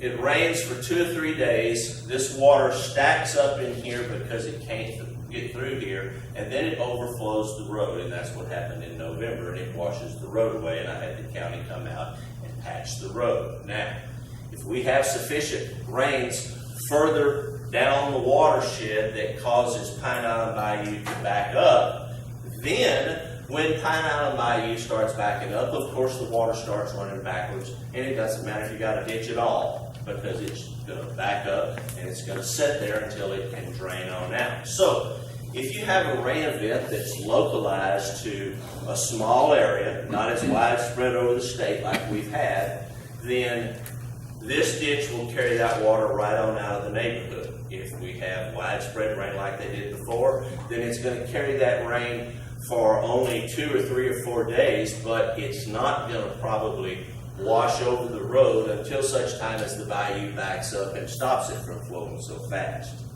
So, But they will not maintain the ditches in their current state. that is Even if they're correct. granted easement, they will not maintain it. It's just like this Well- ditch right down there. It's just They like- would if they had these. Yeah, I mean, if we provide gave easement, they them, maintain it. If If we we wouldn't have gave to them give a- them a 90-foot easement. if we gave them an easement, just an easement, a 30 or 40-foot easement, they're not gonna do anything to them other than if they stop up or whatever, or we ask them to come clean it out like the county does for our road ditches, then, yeah, they come swab the bottom of the ditch. But it's gonna be an ugly eyesore, just like it is now, with grass and weeds growing up, and they're gonna come and spray it here in the next couple, 3 weeks, and then it'll be all dead and ugly. Like this in nice areas of the city. So, I mean, I get it. that was my thought whenever they agreed to come do that we're talking about building a park here, then we're talking about building hike and bike trails. Do we want to have something that looks nice down through there, or do we want to have the weeds sprayed twice a year and have it all brown and nasty looking? Mosquito infested, So, snake infested. I don't know, I mean, I mean, we're gonna pave the whole area, so it's all not mosquito. I mean, you got woods over there, you got everything. we're not paving. yeah. That's what I'm saying, I mean, I'm just saying, I mean, Yeah. you're not gonna. You're not gonna pave that, are you? No. We asked them if they would come in and just straighten the ditch up, just like they did down, if you go down Shipley, almost 1,000 Oaks. There's a ditch that turns east, they concreted that ditch. And if you turn west on Inwood, there's the big ditch that they did there. We asked them if they would come down and do this and just straighten the ditch up, slope it, and concrete line it, and they said no. That was what the mayor and I asked them to come do first, whenever we got them out here. That seems like that would be the. I'm with you, but You wouldn't have to have a great big wide ditch. Just another- Put some easy bridges across. no, there's DD6, and that's Richard LeBlanc and the head engineer, the district engineer, Doug Canal. And funny that you brought that up about the concrete, how that got started. How the whole thing got started was the mayor was at one of her Southeast Texas Regional Planning Committees, and one of the directors, commissioners, or whatever. Lead chairman of the board out there. Okay, for DD6 was there, and she was telling about our problems here, both here and with that. He said, well, shoot, DD6 has got a lot of grant money. He said, just call up so-and-so and tell them you need them to concrete line that ditch. So we did. We did. And we got Doug Canal out here. And he looked at it, went back and talked to Richard LeBlanc, and he come back and said, no, we won't. But this is what we will do. So that's why I'm presenting you this instead of a concrete line Does ditch. this improve drainage in any way that would be attractive to FEMA for Oh, grants? yes. But Not for for a a grant? but it just, it makes it We attractive. can't find somebody else to pay for it? That'll be the deal. I mean, I don't know that shouldn't be maybe, I mean, We find some do kind you of take grant. a I've already note, asked- or do I you already say, asked hey, that. man, There's nothing you know, out we there. can do this, and we don't have to concrete the whole thing, okay? We're not concreting any of it. Well, so far, we're not under this thing, but if we were able to concrete it, the only place we would have to concrete it would be by the park. The rest of it could be sprayed 3 times a year. That's only if they agree to do it. Remember, they are gonna own it, they are gonna maintain it, they're gonna do it by their rules, they're not gonna do it by our rules. Now, that's not to say that if we don't have some request, they might, but in putting together the estimate for the cost of this, I talked with Doug Canan about 6 or 8 times, asking several questions about, well, can't we do this instead of that so it saves money? No, this is our requirement, this is what we do. And I did look for grants. And there's just nothing, I mean, I see the benefit to doing it, I hate the expense. That's the thing, I wanna create a good neighborhood space. I wanna create And you something know, once where it's we done, can gather they take together. care of it forever. I just hate the cost. Yeah, I mean, I understand. So, at this point right now, okay, there's one other thing I need to tell you about, it's real simple and quick. So, right now, I see she put $55,000 in the roads budget. Pardon me? Kim did. Okay. She's like, I. Okay, so she put 50, so that would take care of the $45,000, for our share of this part of the work this year, if that's what we decided to do. And it would almost be enough to take care of the swing gates if that's what we decide to do. It'd need a few more dollars to go with it. So that's something to consider. Would they consider with no easement coming in? No, they won't even come out here without an easement. And put a pipe in there, the whole ditch? Why couldn't we just have a pipe in there? I mean, the ditch isn't that big. Yeah. I mean, we're going to something as big as Well, I think rain. some of the backup from the bayou could be an issue with the pipe. That would be. Why? I mean, if it's gonna back up, it doesn't have as much room to spread, so it's gonna back up further. Well, it would have room to spread because there would be drains going into that, you'd have drains every so often going into that pipe. I mean, that seems like that, I don't see how you could possibly spend $70,000 on plastic to put in there and then put some surface drains over it, and then you would still have all your property. It never have to be, it never have to be, you never would have to worry about it. It'd be to their benefit. They never would have to maintain it to be done. If An open ditch. If that would be to their advantage, they would have suggested that or told us that. Well, did anybody even think of that? No, Pipe. no, there wasn't anything. We asked them if they would do this for us, they said, no, this is what we'll do, this. But we didn't ask them if they could. No. Now, there's one other road-related issue down at the end of Shipley, from the gate to the sewer plant to the corner. That road is falling apart. It needs to be rehabbed like we did the other roads. It's only about 1/10 of a mile, and the expense for the county to come and do that is about $5,500. Now, Where's that at? at the, where the first gate to the sewer plant is, where they stopped doing Shipley before, from there to the corner where it turns right to go to the sewer plant.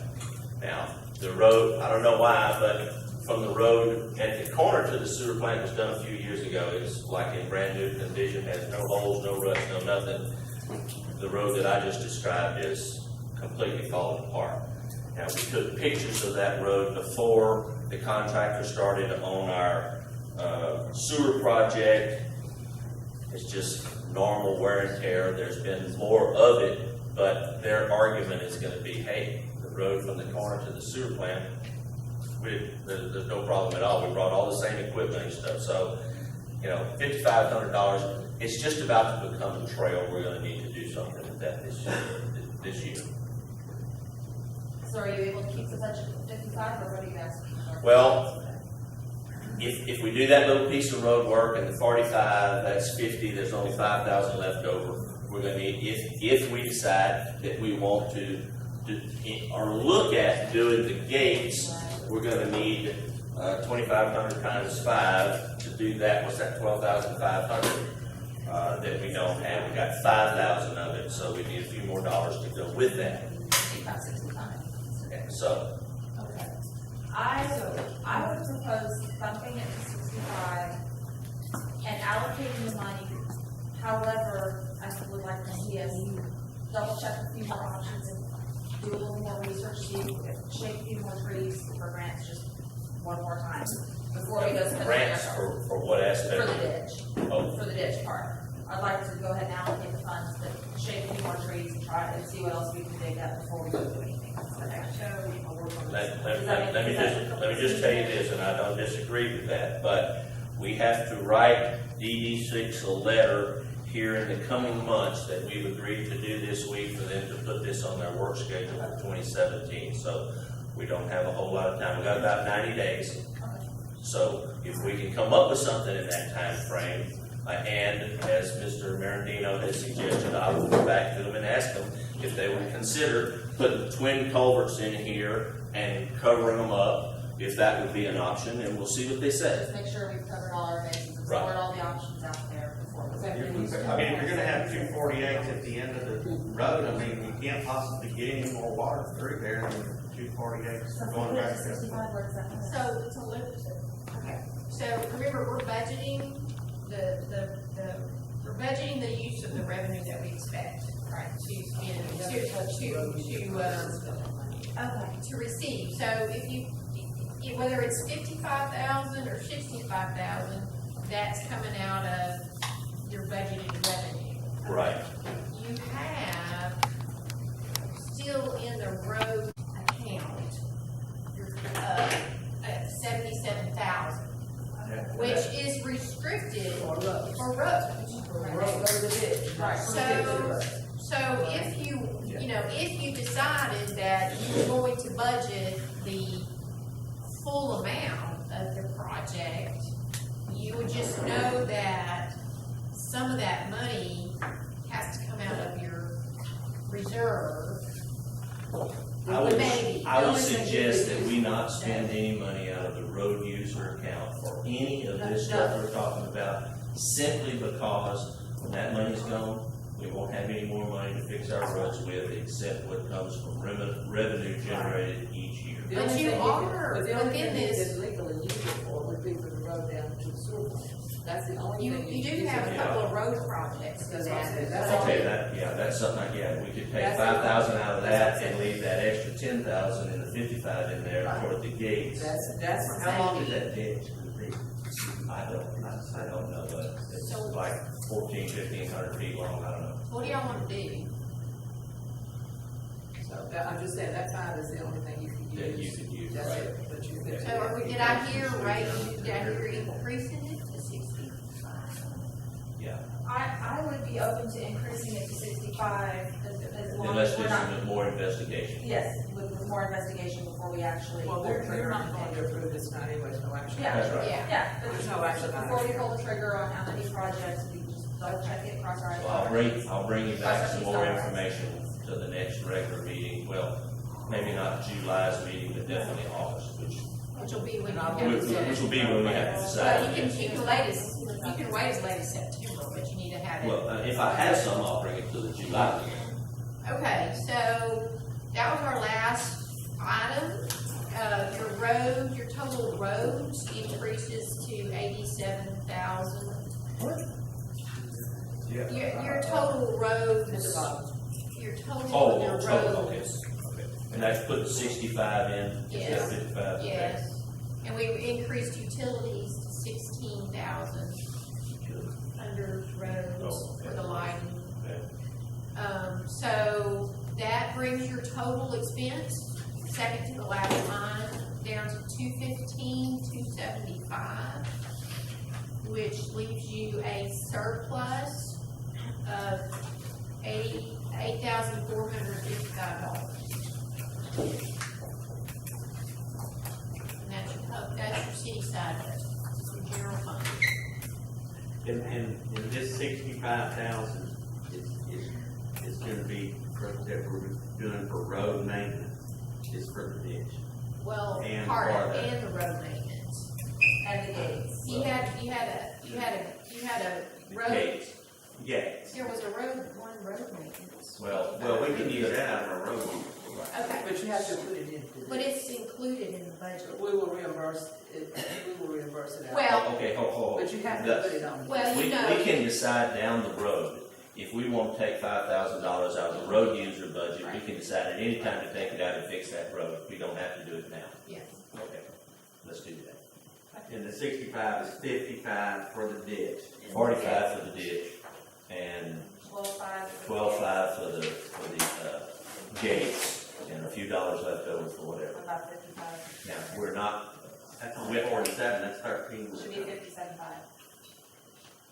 The 12,500 for the gates, for the 5 gates. Well, The 45,000. well, for the 45 ditch. plus 12.5, that's 40, that's wrong, 45 for the, 12,500 plus 45,000. yeah, that's It's 57.50. 57.5, that's right. 57.5. then it's not 65.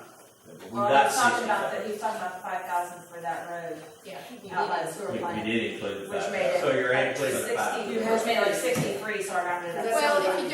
do, Well, we don't have to. you don't because we have got a to, road. but you don't have to, but then your budgeted item is gonna be over budget, you just know that if it's over budget, you're That's where using we're your gonna get fund the money balance. from. Okay, Or you you can can do it, budget. we can take it down to 60 then, and just. That's what we were gonna do. I mean, if we're gonna fix the road, we're gonna fix it with the road user fee, right? Yeah, and there's one other thing that you haven't mentioned, or we haven't mentioned here, and that is, I think I'm gonna have $8,000 to $10,000 left out of the road budget this year. Not gonna know for sure till later in August, but if we have 8,000 or 10,000, then we can move it, we can vote You to just move took it. yourself back down 55,000, sir. Well, it doesn't matter. You just talked me right out of It's that all extra gonna be the 10. same amount of money, but anyway, if we decide to move that money forward, Yeah. then we can do that, and we'll have a little more of a surplus than $8,000. So we don't need to budget any extra, really. We can bump it to 60. Let's just probably. leave Well, I it mean, at if we make it- 65, just like it is now. When we meet back here the next time, I'll have more information that we can. You share. guys That sounds good, that sounds Make a good, we can change look, to it. relook Then we at can it, make revisit it, it. that's right. again. this isn't your, I mean, this doesn't have to be your final. No, No, it's not, Because you that's right. haven't, no. Yeah, you we'll haven't, revisit it. not As long as we're approved it. still in the plus. Yeah, as long as we're still in the plus. We gotta stay in We'll the do some plus. more research, revisit. Okay, I'm good. Before we consider adjourning, which I presume we're about to do, I have been remiss here. I meant to tell everybody at the beginning that on June 22nd, we started pumping effluent to the city of Beaumont. We started that on a trial basis. And when I say trial basis, we kept our old sewer plant alive in case we had a problem, we could go back to it. And yesterday at 2 o'clock, we shut down the old sewer plant. Ahead of starting the dismantling process next week. Nice. Good. That's good news. Now, I've got a copy of What about most of what I put on the wall for everybody here. Did they put the valves in, Yes. the extra Oh, valves? we had to do that a long time ago, yeah. Well, I mean, that was just the last meeting, showing us the pipe and everything, it wasn't long. Well, but they had put it in prior to that. Oh, they did, who paid for that? We did. Yes. Don't you remember I told you in my presentation exactly how it was paid for? We were gonna have to eat it, right? Not gonna have to eat it, we took it out of the, there was a line item for valves in there.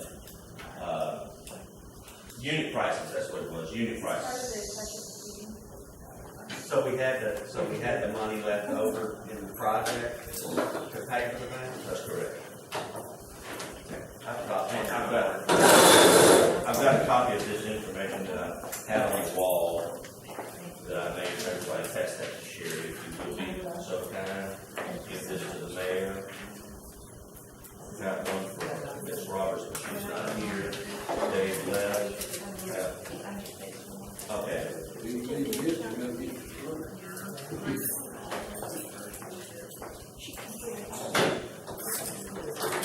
So, your suggestion, from here all the way down there. Is that your suggestion? I'm not really sure that we need to change the park date. We're at date, out of date. When do we have that? 36? 136 now. Are we done? We done? I moved that we adjourn the meeting. They were asking. So, second? I'll make that motion. And the clock on the wall says 9:05. adjourned.